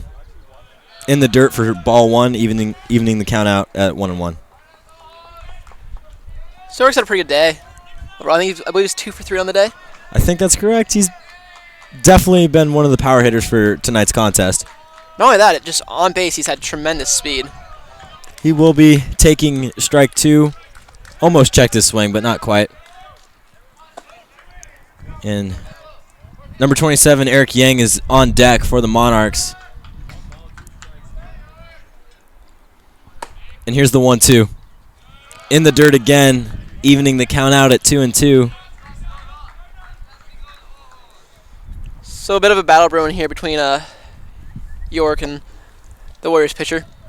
See if he can't make another hit out of a battle. And here's the 2-2 pitch with 1 out in the bottom half of the 6th. There's a ball hit hard towards the third baseman off his chest. He doesn't know where it is. It's right in front of him. And York will be in there with the single. I believe that will be ruled a hit, as that was hit extremely hard at the third baseman. Yeah, and it looks like it hit right on his collarbone, maybe right on his neck, and that one just can't feel good. I'm sure the adrenaline's pumping right now, so he can't feel it as much. But again, right in the neck, and just that's a soft area and not a great place to get hit. If you're looking to get hit, it's usually in the chest if you can take a ball off anything. But unfortunately, pops up on him a little fast there. Typically, players will be wearing some sort of padding underneath their jerseys, but I really don't know if he is, so I'm hoping he's okay. As Eric Yang steps into the box right now, faking the bunt, throw over to first as they try to get York to come back yet again. Every time York has been on base today, Valley Christian pitching has been worried about his running. He's just really fast, and you can see it. I think he scored I think he's had a run today where he went from first all the way to third, or almost home, if that matter. I think that's correct, yeah. Just great speed. And here's the 1-0 pitch. Faking bunt yet again, 2-0.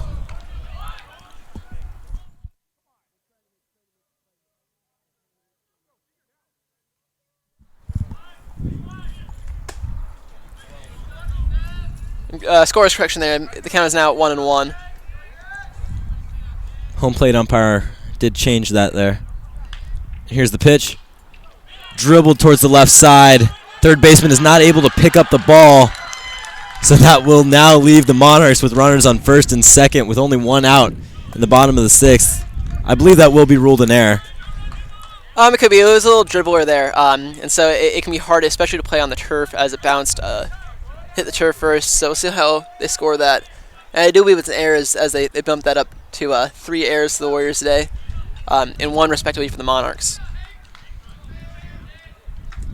So overall, not the greatest day for fielding for Valley Christian, but again, not bad at all. And they haven't been doing too bad, and as a step off, looking over at second, Valley Christian does have number 12 in their bullpen today, possibly going to put in Robert Jeffrey if they need be in this inning. I mean, you might be wondering why when that pitcher picks up his foot, it's not a balk. And it's the rule on that is it's not a balk until he begins his forward motion. And in that case, he's really just picking his foot up and keeping it in stationary position. And so it's not a balk because he's not moving forward.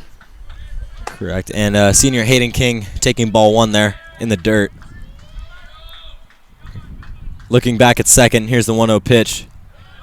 Just a tad outside for King, but ruled a strike by the home plate umpire, evening the count up at 1-1.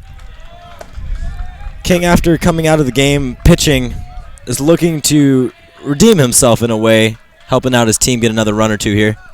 You got to remember, Hayden had that deep fly ball to center field, and he still holds the only home run for the Monarchs. So he's definitely got the big bat for them.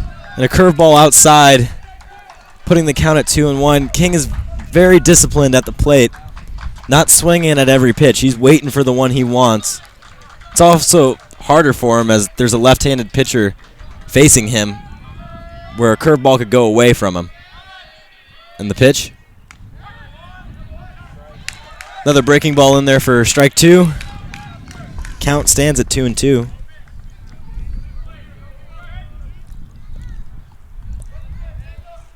And King looking at anything close now with 2 strikes. And a runner in scoring position. Just trying to get advance the runner and avoid a grounder. And Hayden King steps out here as felt a little vulnerable there in the box, waiting for a pitch. And here is the 2-2 pitch. Swung on hard and fouled back, keeping the count at 2-2. Hayden really trying to get all of that one.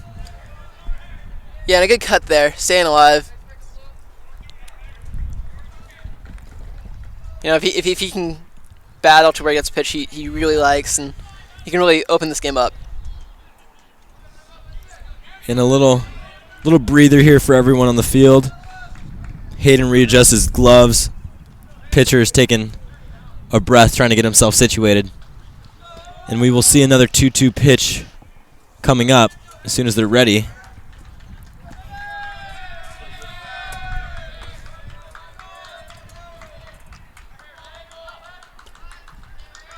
And here it is. A look over to second. Another one. And dealt. And King hits one long down the left field line. They are able to make a catch on that, keeping the runners at first and second. No advancement there, but a very good at-bat and battle from King, now with 2 outs on the board. And just a great play as that left fielder got low to make that play, and you could see it in the Mitty base runners trying to advance there. And number 17, J.P. Caldwell, who's currently pitching for the Monarchs, is stepping up and going to try to move his teammates over on the base paths.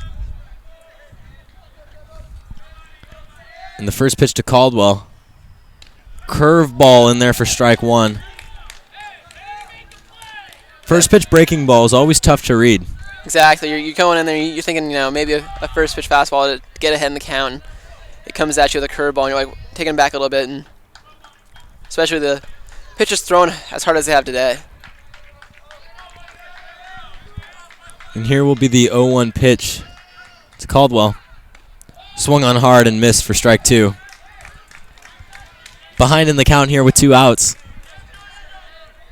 Monarchs have the possibility for something to happen with the runner in scoring position. They're just not capitalizing on it yet. Again, all it takes right now is one pitch and some contact. You got York at first, who can score on a pass ball, passed by an infielder.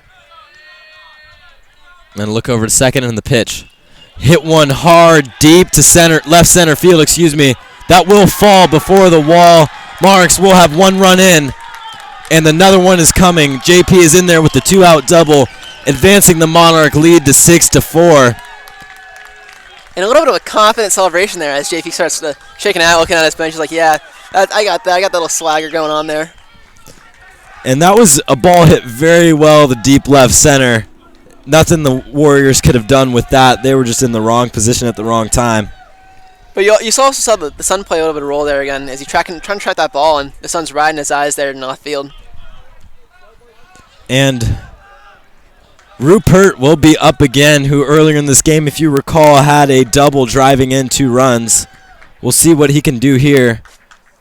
The first pitch to him is low and away for ball 1. The Monarch spirit has definitely been lifted by that play that at-bat by JP. A little bit of better thoughts hanging around the dugout now. And you got to remember, he's on the mound right now, so he's really helping himself out. And looks like there might be a throw over to second, but no look. Strike 1 in there, evening the count at 1-1. But just the rich confidence of Caldwell, being able to go in there 2-2 with 2 outs and just find the pitch he wanted and drive it in. And Rupert's calls time, trying to resituate himself.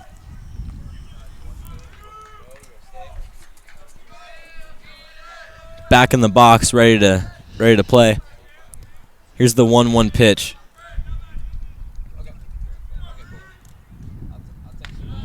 Breaking ball just a tad high, putting the count at 2-1.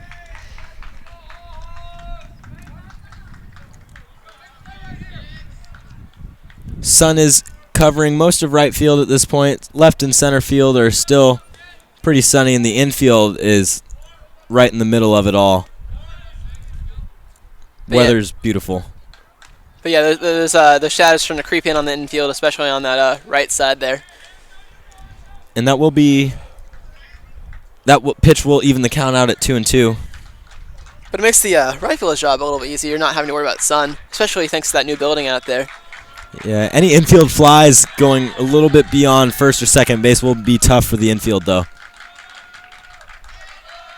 And here's the pitch. Fouled off into the net. Count stays at 2-2.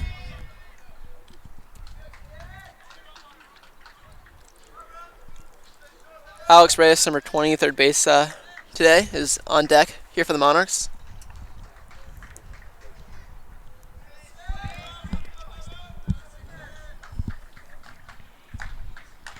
And here's the 2-2 pitch.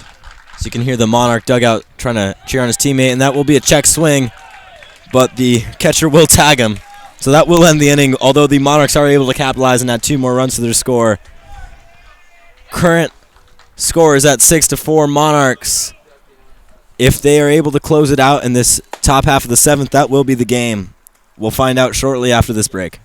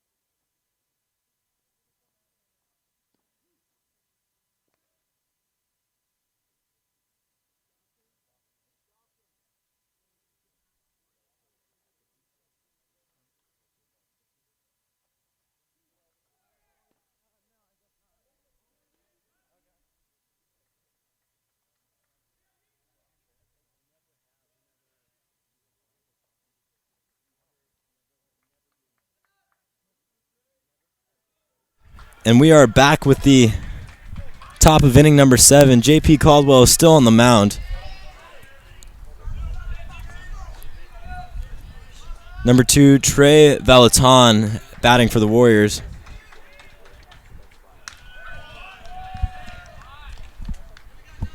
That will be a first pitch strike in there for an 0-1 count.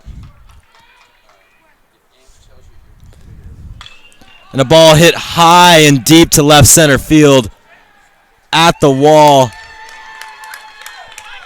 And Valaton will be in there with the leadoff double, bringing up Valley Christian spirits here. Anthony Flores, I believe, will now, or excuse me, Joe Diate will be now batting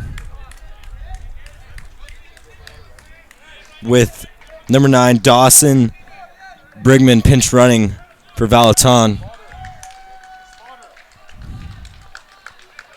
And that ball was just absolutely crushed. I mean, it landed right before the wall.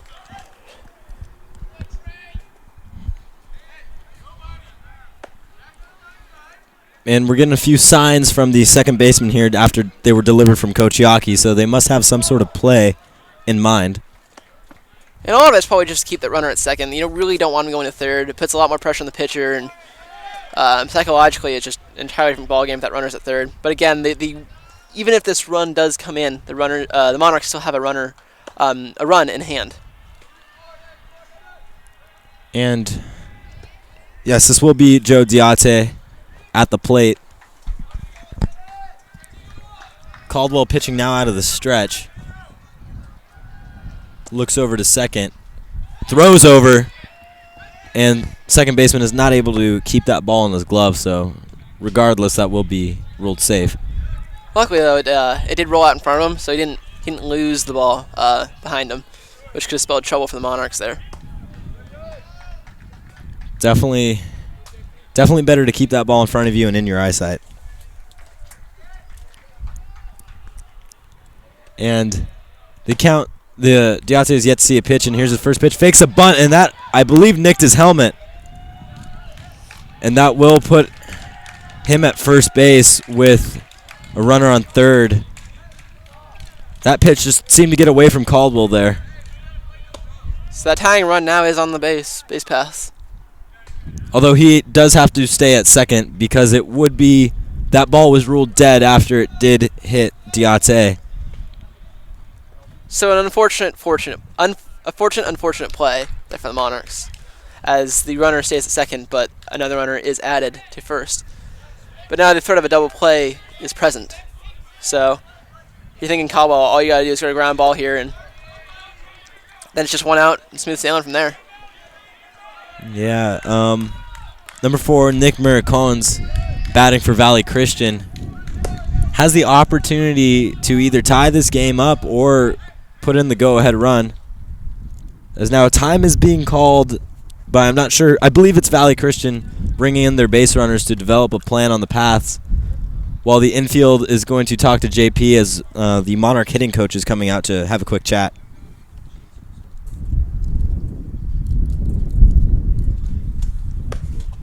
We'll be right back after this break.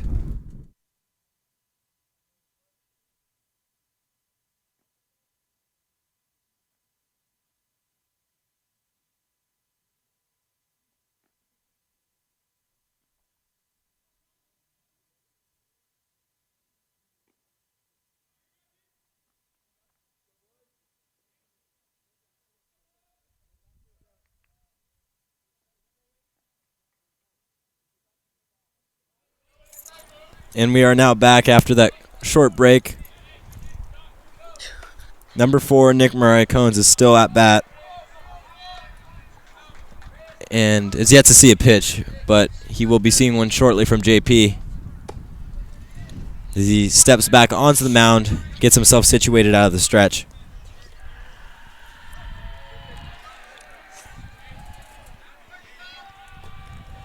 And here's the first pitch, and it's a bunt. Bunted foul, putting the count at 0-1. So we probably will see the infield playing a little closer now as they suspect that. Yeah, so they're at double play depth now. So you'll see the second and shortstop a little closer together than they are normally, and first and third really in. Usually on the grass, you see for the first baseman, and near the grass for the third baseman there. As this is a right-handed hitter, so there's a more chance if he does pull back and swing that the ball will go deeper towards the third baseman. And it is bunted right towards JP. Someone's covering first. Second baseman covers it, is not able to scoop the ball into his glove.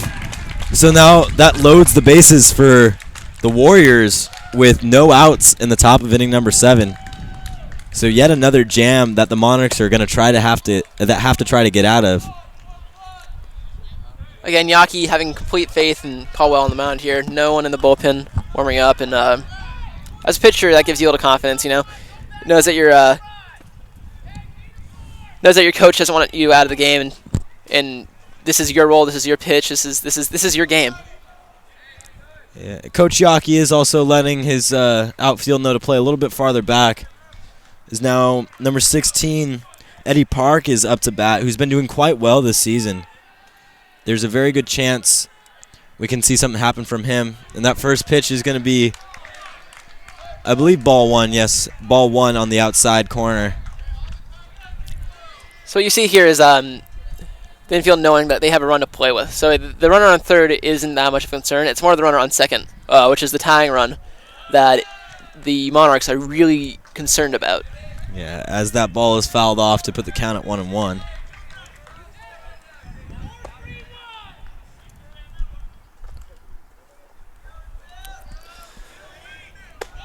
So Caldwell's pitching out of the windup here. Runner's on.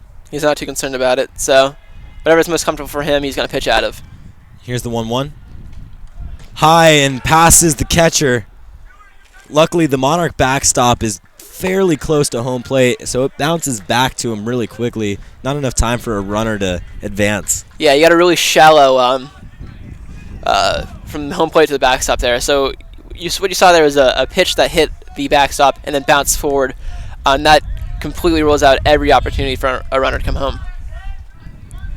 Here's the 2-1 pitch from Caldwell. Still no outs in this inning. And a ball hit towards the second baseman, maybe a double play. Gets him at second, unable to get him at first. So the 1 run will advance, putting the score at 6-5 Monarchs with runners on Now first and second. So First and third. For 16 there, that will not be counted as a hit. It will be scored as a fielder's choice as the second baseman chose to go to second rather than first. And Brennan King, Monarch catcher, is going to be giving some signs to the infield. So they're going to develop a plan to get out of this jam without letting that runner on third advance. Yeah, they're really looking for the double play here, and you'll see JP pitch for the ground ball.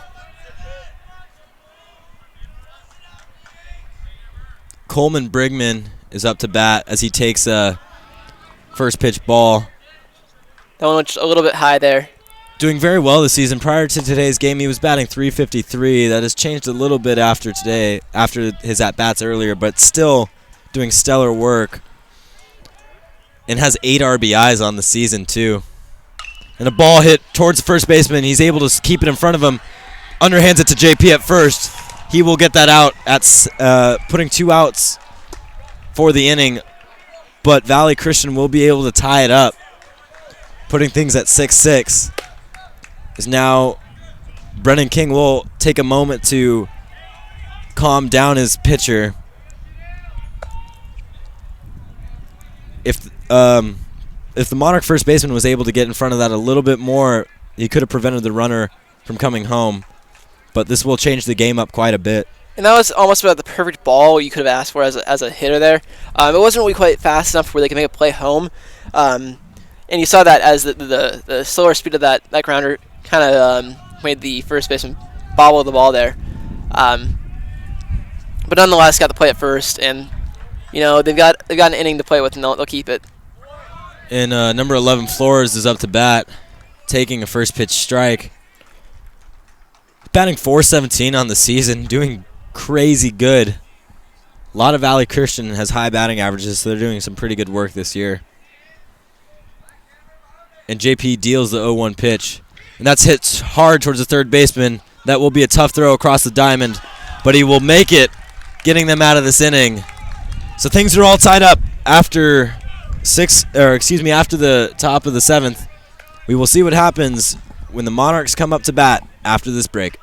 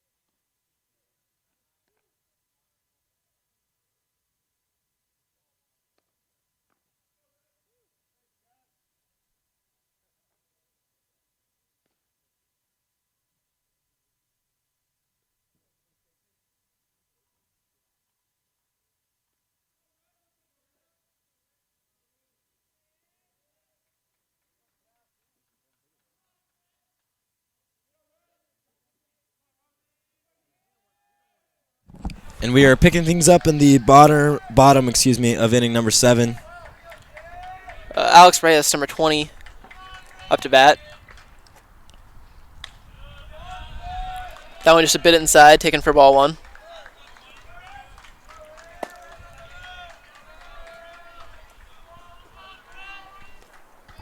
And we are starting off with a 1-0 count here. Reyes swinging hard, fouling it off, evening things up at 1-2.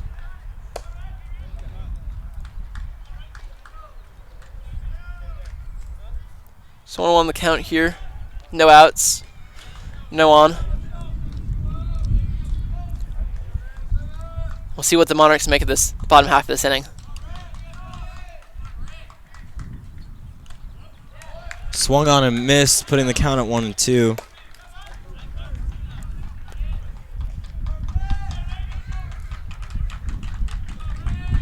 And Reyes really wants to get on here, so he'll be choking up on the bat, trying to get anything close here in the strike zone. And he chops that one just behind him foul, keeping the count at 1-2.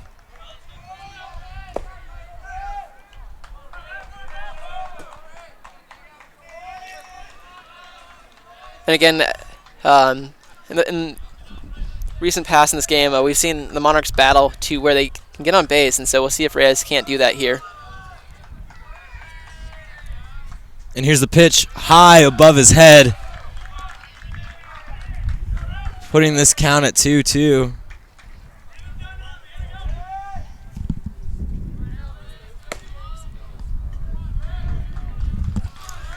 Warrior pitcher looking in, trying to get his pitch. And here's the 2-2. Got him. Caught him looking there.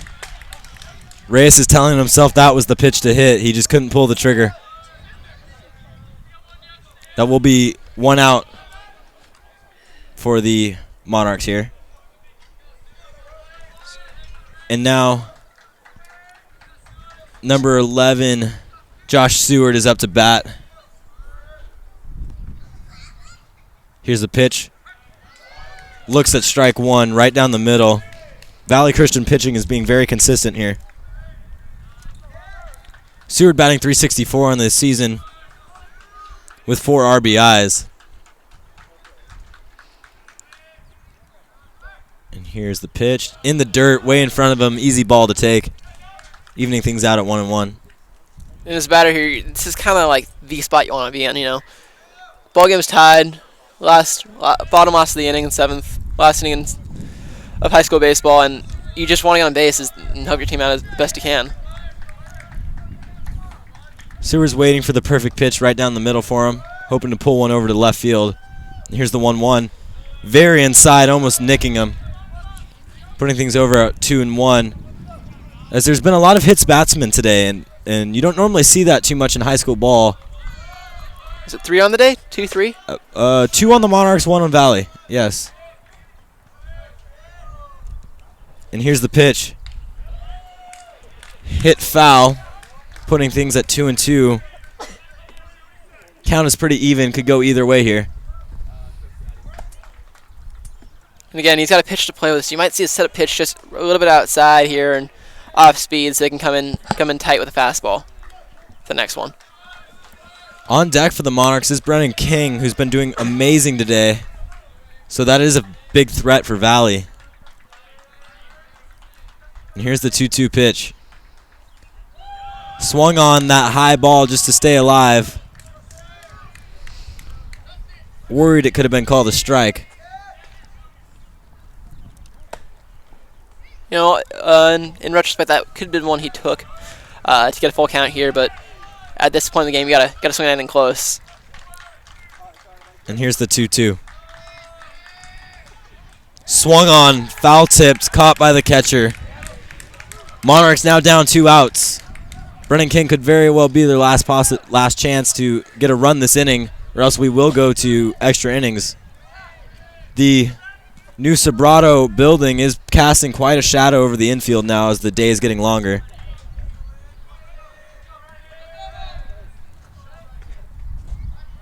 And here's the first pitch to Brennan King.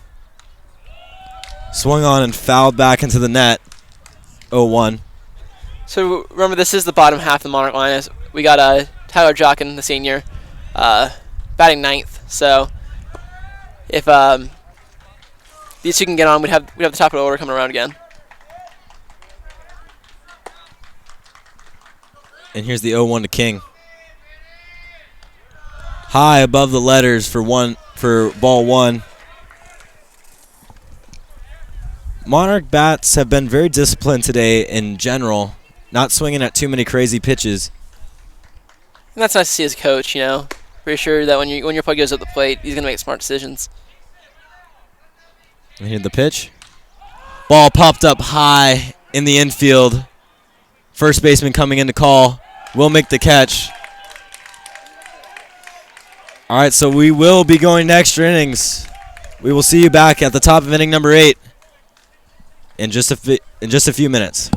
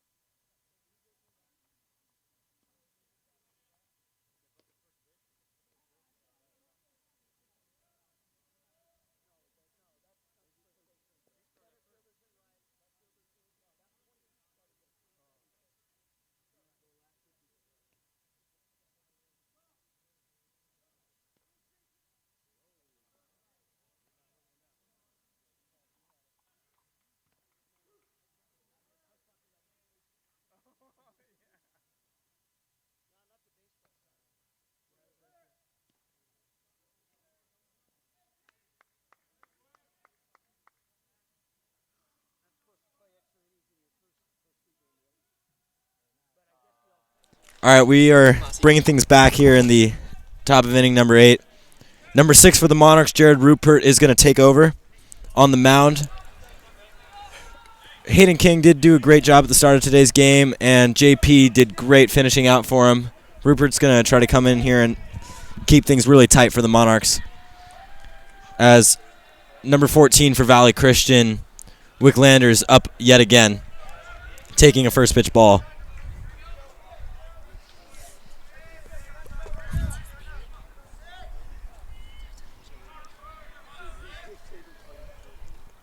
And here's the pitch. Ball fouled away.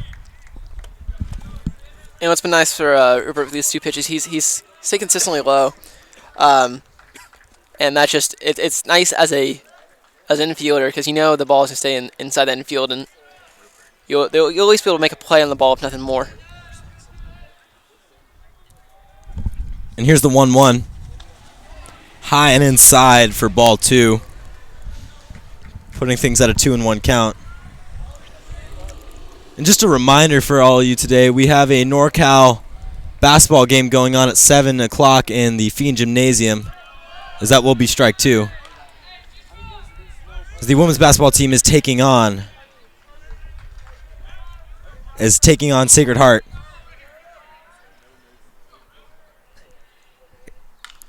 And that one is fouled away to keep the count even at 2-2. Excuse me, I meant the men's basketball team is taking on Sacred Heart, trying to advance further in the playoffs after the season is over.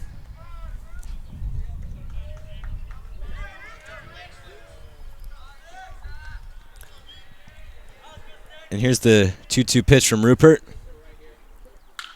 Hit hard towards left center, and that will fall. He's going for 2. Almost out there, a very close play, but he will slide in there with a leadoff double. So that'll put a runner on scoring position with no outs here for the Warriors. It's looking really, really good for them here.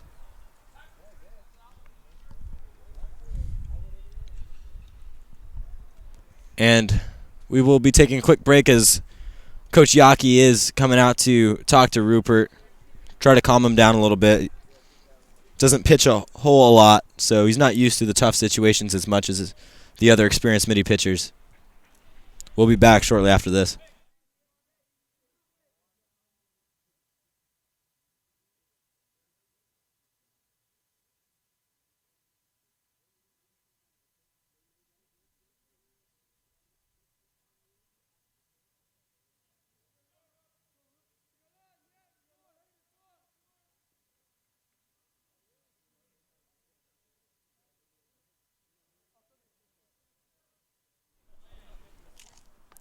And the umpire trying to speed things along here as we're trying to get as much baseball as we can in today as the daylight allows. And Zobak, number 17, will be batting for Valley Christian, trying to get his teammate home from second.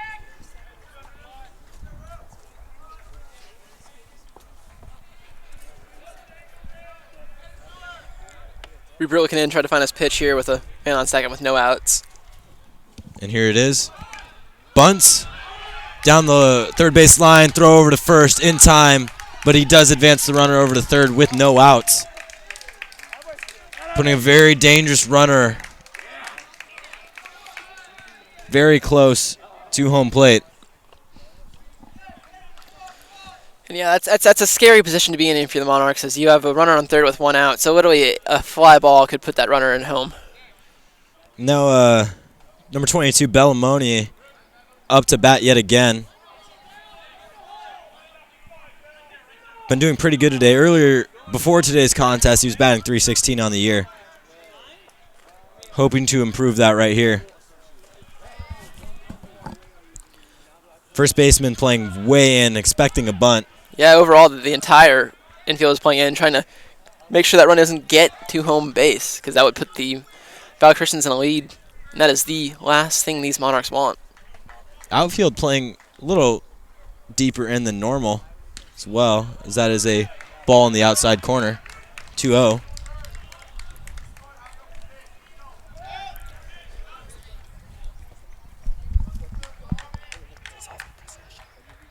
And so we'll see Rupert looking, trying to get a strike here at the bat. 2-0 count. Deals. Low and away, 3-0. Seeing 3 straight balls here delivered from Rupert. So it's possible he might be trying to get a runner on to get that double play ball. But we'll see how this next pitch shows. It's a very good possibility they will let the batter advance to first in the event of a ground ball just to keep that runner at third. As that is a strike pitch right down the middle. Move the count 3-1 here. Mooney probably taking all the way on that pitch. We'll see what he does here. And yeah, if you've got that count there, you're really just trying to get that hurt pitch for you. That's all you care about. And here's the 3-1 right down the middle, strike 2. Putting the count at full here with 1 out and a runner on third.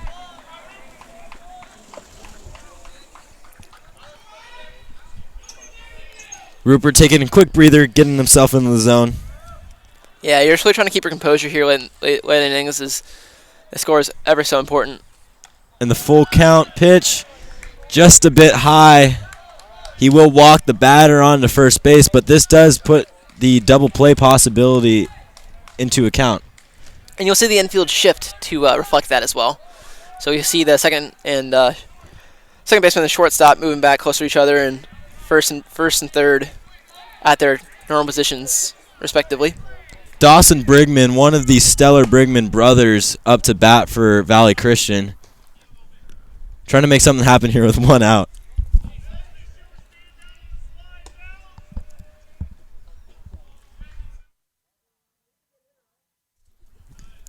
And he will take ball 1 in the dirt.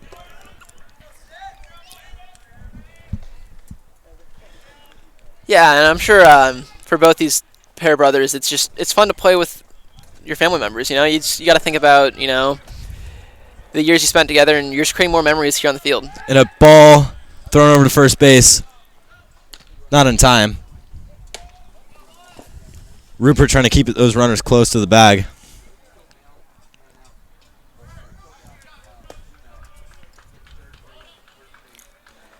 Rupert looking in. The 1-0. Right down the pipe for strike 1. And Rupert's really trying to keep that ball low to induce a ground ball here. He wants that ground ball to get that double play to get him out of this inning, and that would be the perfect scenario for the Monarchs here.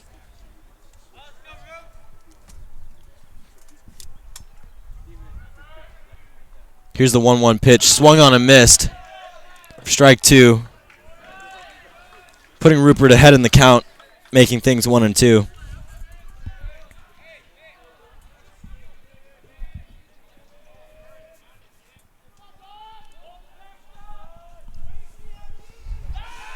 Throw over to first again.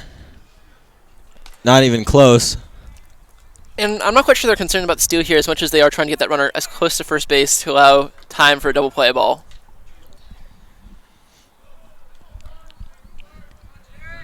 Rupert taking his time. Deals the 1-2 pitch. High and outside, evening things at 2-2. Again, and he's in the scenario where he can play with a couple pitches to really find the one he wants the batter to chase at and get the overall play that he wants. And as time goes on, even seeing more and more fans showing up to watch the ending of this game. And that's a ball taken low, making the count full at 3-2.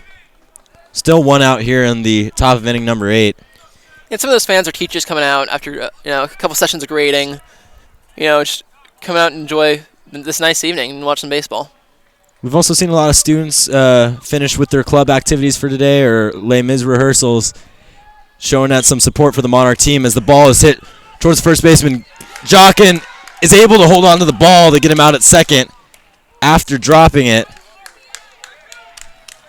But nonetheless, the Warriors are still able to get a run in, giving them the lead at 7-6 with a runner on first, but now 2 outs.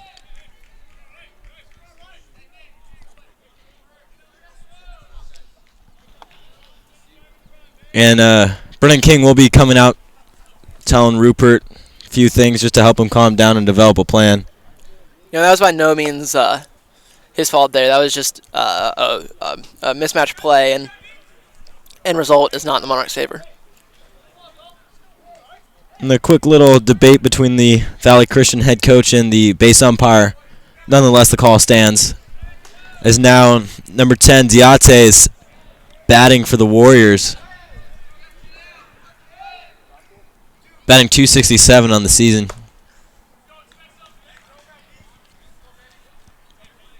And so the Monarchs are really trying to keep this a one-run game, because that's very manageable, as they've scored, at one point, 3 runs in an inning. And a bunt towards the third baseman, hit pretty much at him. A throw over to first. Not in time, ruled by the base umpire. So that will now put runners at first and second with 2 outs. Just a very unlucky play for the Monarchs as the speed on Diate is able to beat out that throw. And that was almost like a broken bunt because it wasn't. He kind of swung at it. He got the ball a little bit out there, and that changed the pace for the third baseman trying to approach the play, and just an interesting outcome there. Rupert not doing a bad job, just getting some unlucky scenarios not in his favor. Is now Marion Cones batting for Valley Christian. Batting .440 on the year. Looking to improve that as he fouls one back into the net, putting the count at 0-1.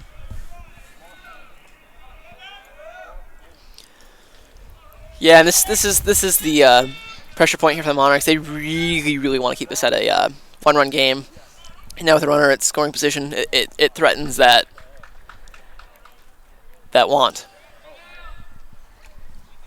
Rupert trying to get the pitch he wants, adjust his grip on the ball. Maybe a breaking ball here for the 0-1.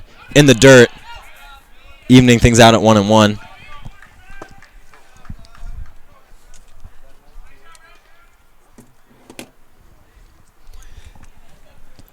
Trying to get a new ball over there from the umpire.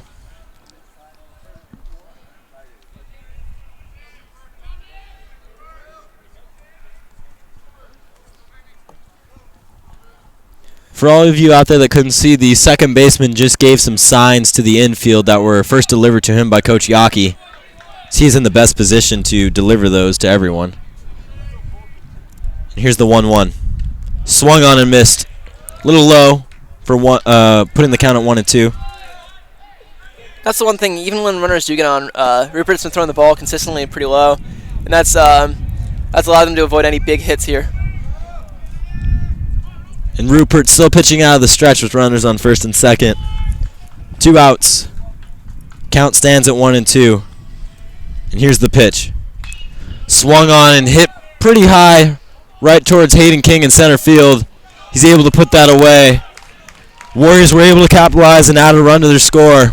We will be back with the Monarchs' response shortly after this break.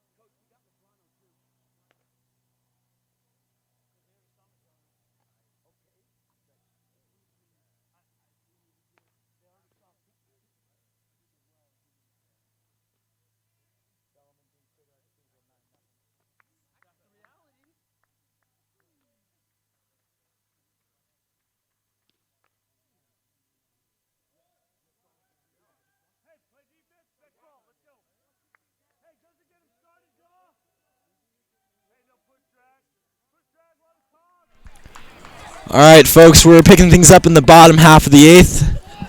This could very well be the end of the game, going in either direction based on what the Monarchs are able to accomplish. Shortstop Tyler Jockin is leading things off, and here's the first pitch to him. Takes a ball in the dirt, making things 1-0. So this could very well be the last inning of today's game.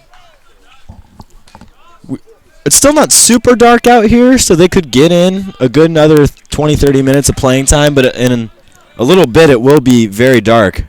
Yeah, that's the issue here. We don't have any lights.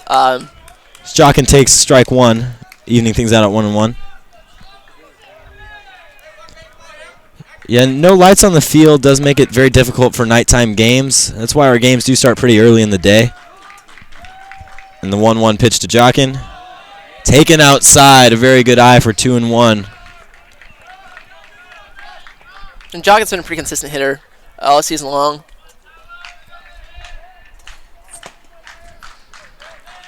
And you can hear the Monarch dugout cheering their teammate on as Jockin takes ball 3, very close, but nonetheless a great eye. Teammates love that one as they cheer from the bench. And here's the 3-1 to Jockin.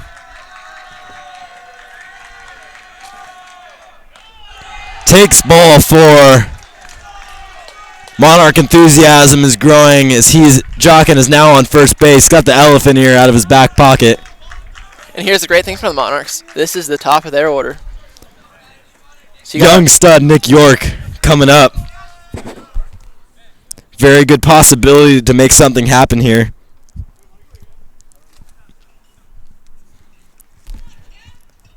A little break for Valley Christian. Seems the head coach is putting in a pitching substitution. Number 29, I believe, for the Warriors is coming into pitch. Or it will be 29. There are a few pitching options from the Warriors.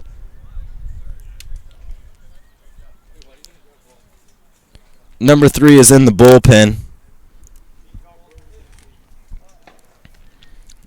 Valley Christian going over the plan before he gets his warm-up pitches in. Just surprising that the umpire is allowing it because it is taking up some of the playing time that is possible with the lights going down. Yeah, and it's up to the umpire to set how many pitches he actually gets. But I do think he is entitled to at least a couple. Yeah, and he has been warming up in the bullpen, throwing 1-1 for pretty recently, an inning or two, so he is warm.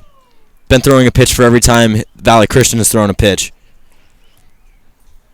And part of that is to keep warm, but part of that is also to keep at the momentum of the game. And he's taken just a few warm-up pitches here as the umpire seems to be finishing the position substitution in his book. Things a little quiet here on the field now as they're warming up. Just going over the box score today, Warriors have scored runs in the 6th inning, scored 4 runs in the 6th, 2 in the 7th, and 1 in the 8th, while Monarchs got 1 in the 3rd, 3 in the 5th, and 2 in the 6th, with 7 runs for the Warriors, 7 hits, 3 errors, and Monarchs at 6 runs, 9 hits, and 2 errors. So overall, a pretty diverse game. Great game to watch today. Been a close game ever since around the 4th inning as well. Right now, the JV boys are coming back from Valley Christian as their game has concluded. They start to walk into campus, returning to get all their things. Most of them will probably come over and support their teammates.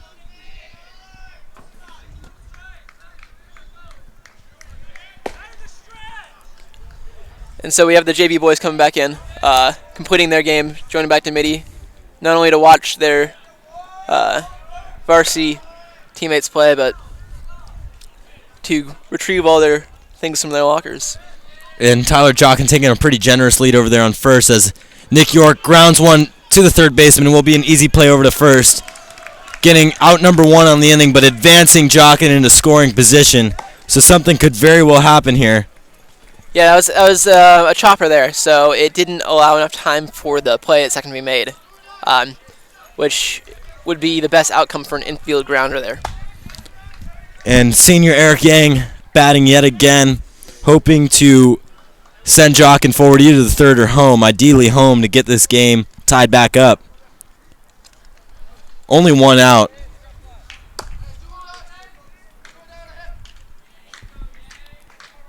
And number 29 for the Warriors taking his time to get his pitch and settled. Looks over to second. And the pitch. High above the letters for ball 1. And yeah, there's just a lot of pressure on this Valley Christian pitcher as he's trying to close this game out.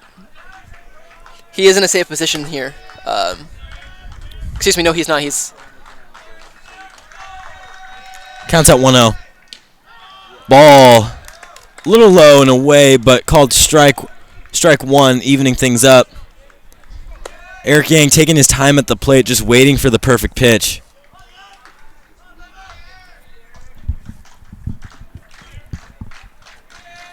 Monarchs trying to cheer on Eric as he's batting. making all kinds of noises from that dugout. Yang call his time. This tension is building out there on the field. Yeah, it's we got a really good game here for us. We runner in scoring position, 1 out. Nothing more. Yang's really trying to get that runner to third. And here's the 1-1 pitch. Looks over to second. Again, and deals. Yang hits one high on the right field line. It goes foul, and they are able to make the catch. Jockin is tagging up at third. Will be in there safely. So Eng, another sacrifice fly. Jockin in scoring position. Hayden King up to bat. Last chance for the Monarchs here with 2 outs. So righty versus lefty here. Righty on the mound, lefty at bat. Puts Hayden King in a pretty good spot here. Hayden King trying to feel a little bit, trying to redeem himself from earlier today. Hopefully all the adrenaline in his system is going to allow him to make something happen and get Jockin home. Warriors leading the Monarchs 7-6. And you see the respect from the outfielders. King has driven the ball pretty far here. If he's able to get one into left center, the center fielder and the left fielder are playing very far apart. So could make something happen. But it does appear that the Valley Christian coach will be taking a quick break to talk to their pitcher, as they know the biggest power hitter for the Monarchs is up here at the plate. We will be back shortly after this break.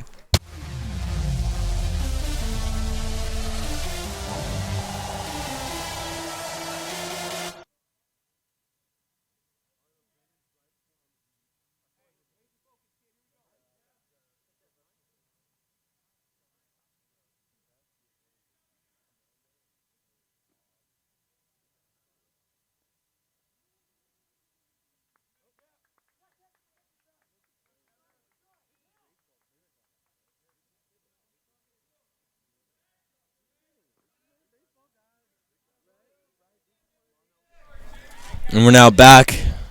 Just a little reminder here, the Warriors are leading the Monarchs 7-6 with 2 outs. And Hayden King has a fresh count right now. The chance to really capitalize on Jockin in scoring position. And the first pitch to King is high and outside for ball 1, way above the letters. And you got to think they have a couple runners and bases to play with here, so they wouldn't mind not pitching to Hayden. They definitely walking him or allowing him on a simple ground ball is a great possibility for him. Next pitch is a little low, but called strike 1. So it does look like they'll put some balls in the strike zone there for Hayden to hit.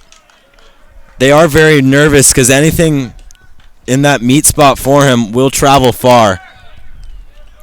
He's got some pep on that swing. Warriors pitcher out of the stretch. Delivers the 1-1. Low in the dirt. Putting things at 2-1. The tension is building for this game. Hayden, this is a great place to be in, as he just, 2 outs, runner on third. This is his game right now. Game's on his bat. And here's the 2-1 pitch to King. Pretty much down the middle, but he does take it for 2-2. This could be the last pitch of the game, depending on where it goes. The Valley Christian bullpen is coming back in, so number 3 may or may not make an appearance. We don't know. But this is very well the Monarchs' last chance. Here's the 2-2 pitch. Jockin on third, 2 outs. And it hits King. That will put him on first base. So now that we have runners on first and third with J.P. Caldwell stepping up to bat. And Caldwell had that double earlier in the game. So Hayden has some good legs on him. He's not known for running, but he can move given the opportunity. So another well-placed hit here from Caldwell could do some damage here. And Caldwell has typically done great in high-stretch situations. He's been able to keep himself really calm in the box and on the mound. Being a pitcher, you really have to. Jockin's still on third base, just waiting and really craving to move up the base path. King taking a pretty generous lead. Valley Christian pitcher doesn't seem to be too worried about the runners as he deals the first pitch. Inside, and that beans Caldwell. So he has now loaded the bases with 2 hits batsmen, putting things at a very high advantage for the Monarchs, but now putting the force out at every base. Yeah, and so Rupert's got to get something in the outfield here. Jared Rupert, who knocked in 2 runs earlier this evening, is up to bat again. Hopefully can further advance his hitting campaign this evening. So I'm hearing the Valley Christian first baseman calling out do or die to his team. This is really the last chance for both sides. Yeah, I think the outfield here has really got the potential to score 2 runs. Rupert takes time. Has not seen a pitch yet. You got to think both boys here, pitcher and batter, are a little stressed out. Still 7-6. No change in the score as the first pitch to Rupert is dealed pretty much right down the middle for strike 1. So, if you're Rupert here, you're thinking, you saw that pitch, you can gauge this pitcher, and move on from here. Try to put this count in your favor.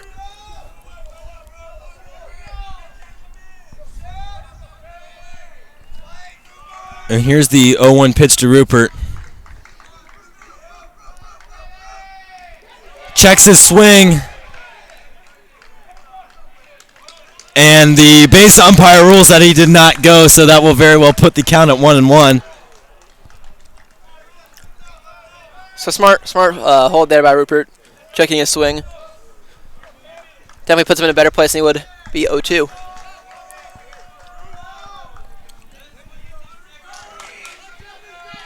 Monarch base is loaded. Rupert at the plate calls time. He's not liking waiting for that pitcher to choose a pitch. No, and you got to think those nerves just getting to both these guys. Pitcher taking his time with that pitch, and batter just standing in the box. It's stressful, man. It's stressful. The bases are loaded. Rupert at the bat. Takes ball 2. Putting the count at 2-1. And 2 being batted this inning. That's what, 5 now we've seen? I believe 5 for Valley Christian on the totals. 4 or 5. I think it's 4 Valley, 1 us, the Monarchs. So 5 being batters, that's a pretty high amount for a high school baseball game. And none of them intentional either, as you could tell. And here's the 2-1 to Rupert. High above his head, putting the count at 3-1. So this count is in Rupert's favor if there's ever been one. Valley Christian first baseman talking to his pitcher, trying to calm him down. This is really the do-or-die situation. A lot longer of a game than we've expected today. Yeah, and this pitch here, it's got to be perfect for Rupert. This pitch, if he's swinging at it, is right down that plate.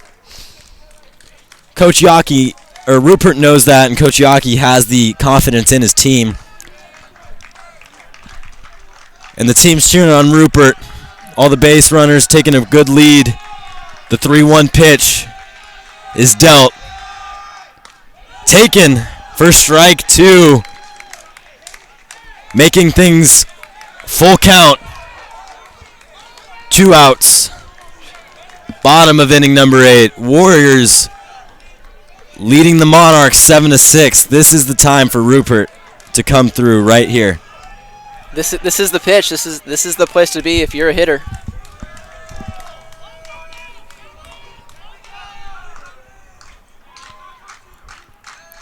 Warriors pitcher waiting for his pitch. Got the right sign. Rupert's payoff pitch. Swung on and fouled back into the net. Everyone is on their toes right now. Edge of their seats.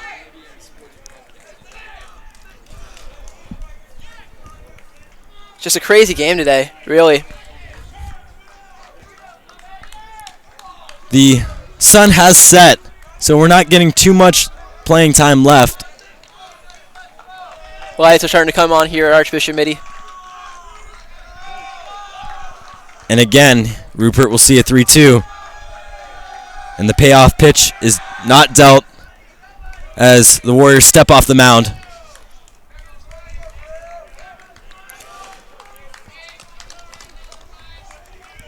And you just can't imagine what's going on in both the batter and pitcher's mind. Like, the game is in your hand. The game is on your bat. It's absolutely the best moment to be in sports. And the payoff. Hit high into foul territory. Valley Christian third baseman hops over the fence. Regardless, wouldn't have been able to make a play. Nice little hurdle there, though. A little bit of track and field in him. Yeah, right? That was an interesting thing to watch. Not only that, he did it while looking up at that ball. Like, he knew where that fence was. Staring straight up at the sky, hurdled that fence. Very impressive. A little comedy there to take away from the stress of this moment. All right, again, Warriors over the Monarchs 7-6. Full count, 3-2, 2 outs. And Rupert is dealt the 3-2. And it's high! They have now walked in the tying run. It's a whole new ball game, folks. 7-7. Monarchs now have the chance to win it. Looks like the Valley Christian head coach is coming out, possibly pulling this pitcher out. We're not quite sure at this moment. But what an at-bat for Rupert. Battling. And I don't know the exact count on that bat, but I'm guessing it was at least around 10. Just insane at-bat. And what a performance by Rupert to draw that walk. And number 3 for Valley Christian will be coming into the game. Medrano is going to be pitching now. So we're going to take a quick break as this pitcher warms up, and we'll be back with you right after this.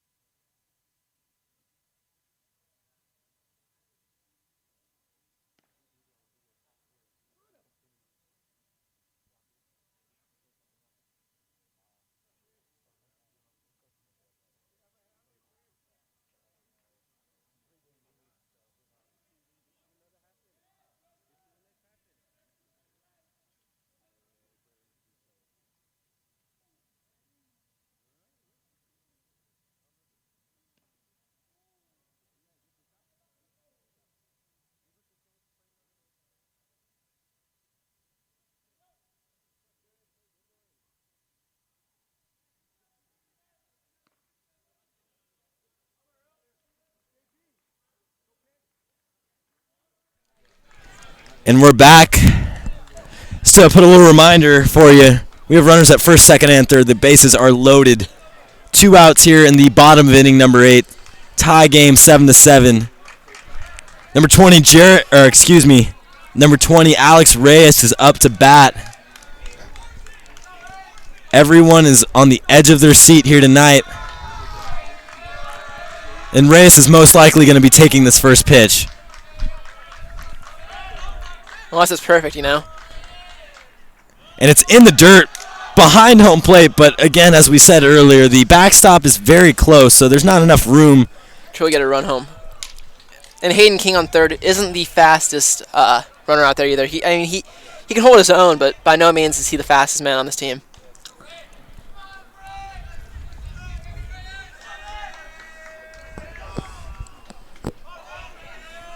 And Medrano about to deal the 1-0 pitch.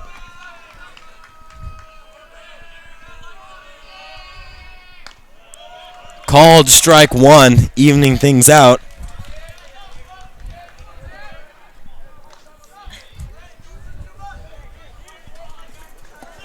Got a lot of Mitty faculty over here today watching the end of this game, cheering on their Monarch students. We got Mr. Matthews and Mr. Walker to our left here. Watching the 1-1 pitch. Right down the middle, 1-2. This game has now come in at 3 hours and 15 minutes long. High school games typically last about 2.5 hours. So this is quite the game. Yeah, this has been a long haul for both teams here. And the 1-2. High and outside. 2-2. And a good hold off there by Reyes. As many young batters can be drawn in by a high pitch there. Very intriguing to swing at, as you know, you can be swinging for the fences. And Medrano staying pretty loose out there in this high stress situation. Excuse me. Bases are loaded. 2 outs. 2-2 pitch, and he steps off. Tension is rising.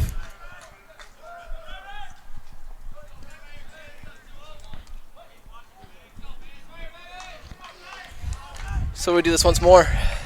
2-2. Again, the score is 7-7. And Medrano deals. Low and outside, but the home plate umpire calls it strike 3. That will end this 8th inning. Monarchs are able to tie things up. So I am not sure if the game is called. I'm getting signal from the home plate umpire that we will go one more. I'm still uncertain.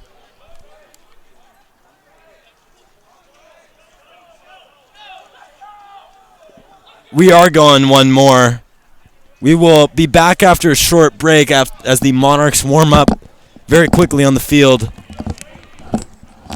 We'll be back after this.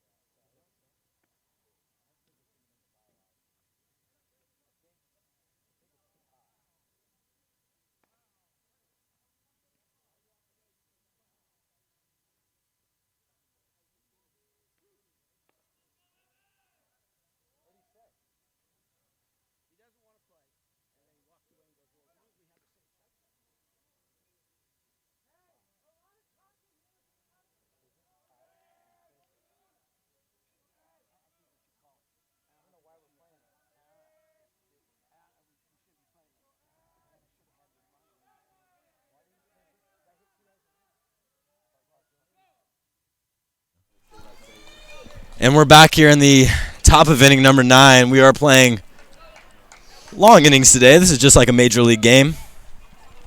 Rupert is still on the mound for the Monarchs, hoping to keep things close.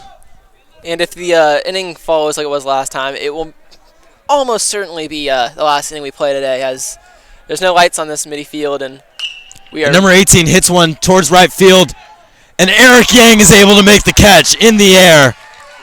What a snag. Saving Rupert and preventing easily a double, possibly a triple, to lead off the inning. Yeah, and Eric Yang, it looks like he was almost in slow motion out there. I don't know if time just stopped for me or what it was, but he just made a terrific grab. Tracked that ball incredibly well.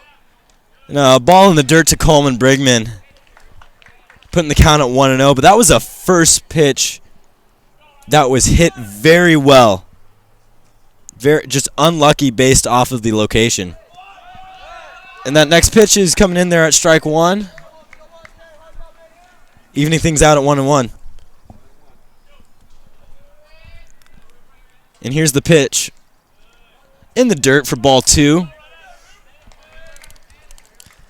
So Rupert consistently throughout this game has had his pitches low in the strike zone, and the umpires been catering to that style of pitching pretty much all game, which has been pretty tremendous. And the 2-1 pitch is fouled off to put things at 2-2. Rupert's doing very well on the mound.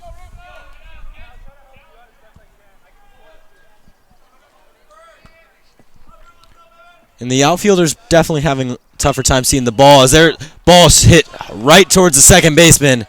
Hard throw over to first is in time.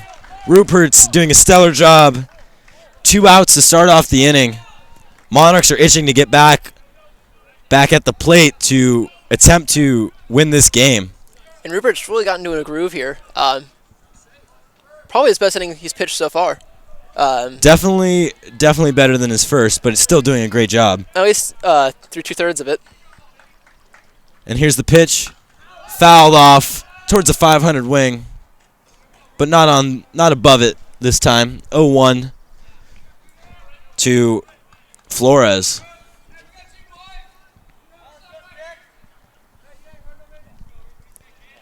Rupert looking in, trying to get his pitch. Deals the 0-1. The ball is hit down the third base line. It's ruled fair. Throw over to first is ruled not in time by the base umpire. Very close play, almost too close to call. From our angle, he did look out. Nonetheless, ruled safe. But what a tremendous play by Reyes over at third. Just absolutely gunned it to the first baseman. Starting pitcher for the Warriors today is still batting in this game. Wicklander is up to the plate yet again with the go-ahead run on first. What a play by Sabata, though, trying to get that ball over. As the ball is thrown over to first, but not in time. Christian, I believe it was Reyes at third. Excuse me, Reyes. Been doing a great job today. And here's the pitch. Ruled strike 1, getting ahead 0-1 early in this count. And Rupert, that's the first hit he's allowed this inning. Warriors have a total of 7 hits on the day. 7 runs, 3 errors. Monarchs with 9 hits, 7 runs, and 2 errors. And here's the 0-1. Low, but called strike 2. Rupert ahead in the count. He's got a few pitches to play with here. And Rupert will take that pitch every single day of every single hour of every single minute. Rupert really looking to close things out. 0-2. In the dirt, but swung unchecked in the throw over to first just to get him out on the technicality. And the Monarchs, first 2 outs, allowed 1 runner on. But we will be back shortly in the bottom of inning number 9 when the Monarchs try to take the lead and take the win here on AMHS Live.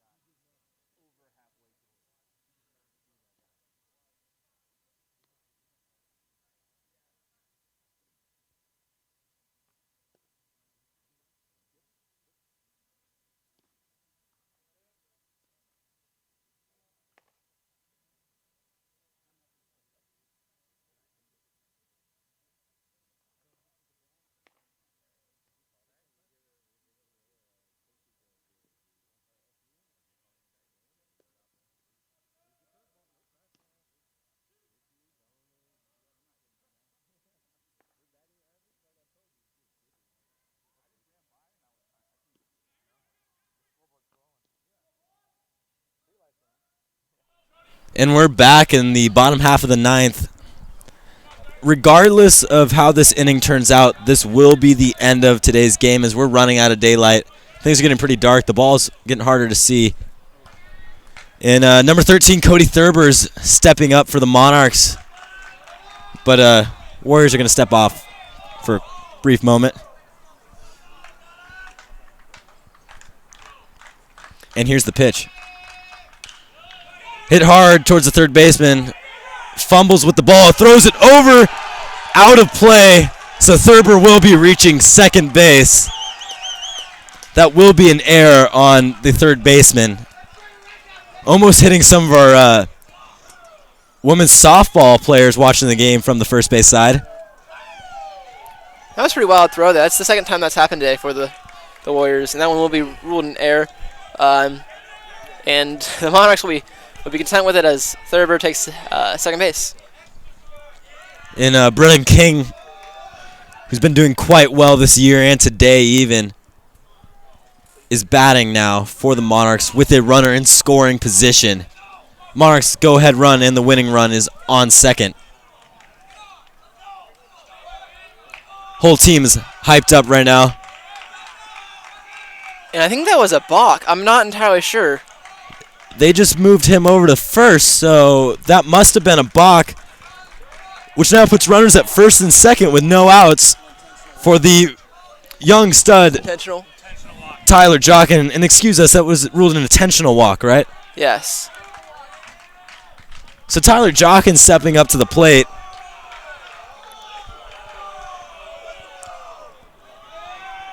As they're looking for the force at third base is probably what they did that there for.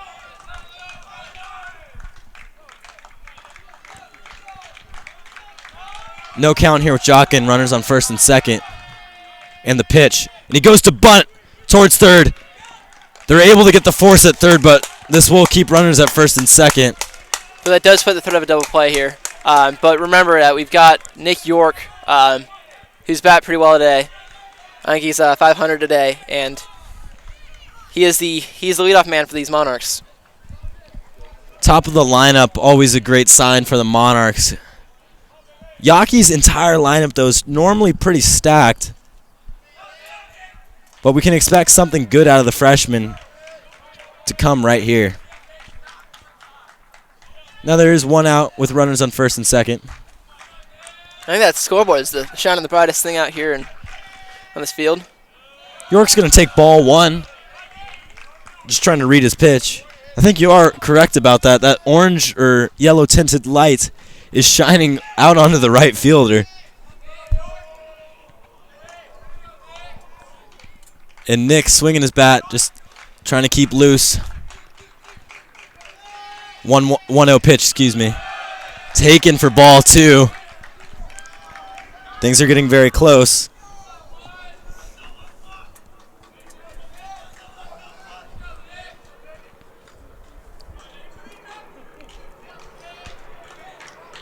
And here is the 2-0. This ball's hit hard. Center field. He's able to make the catch. They do not threaten to tag up. So there are now 2 outs here in the bottom of inning number 9. Still a tie game, 7-7. Eric Yang could very well be the last chance for the Monarchs here. We have a pinch runner here at second. I believe that is Woojin Joe, pinch running, number 21.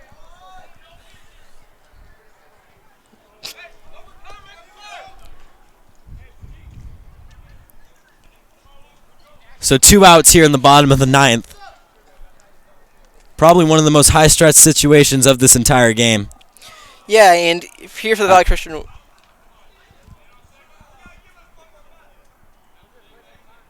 And it seems to be that the umpires are deciding whether or not to allow one more batter here with the daylight, but it seems to me like they could play one more. I feel like there's definitely time for one more.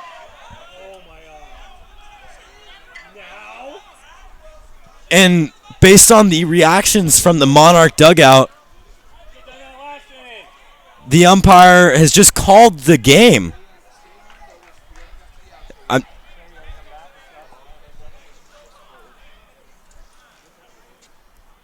And we're going to stay on air just for a little bit while we figure things out completely. But the umpires have now walked off the field.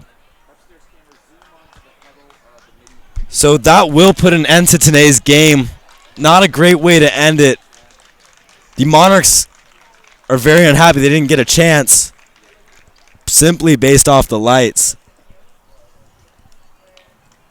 But it's a way to end nonetheless, and the game will end in a tie. So, after 9 2/3 innings,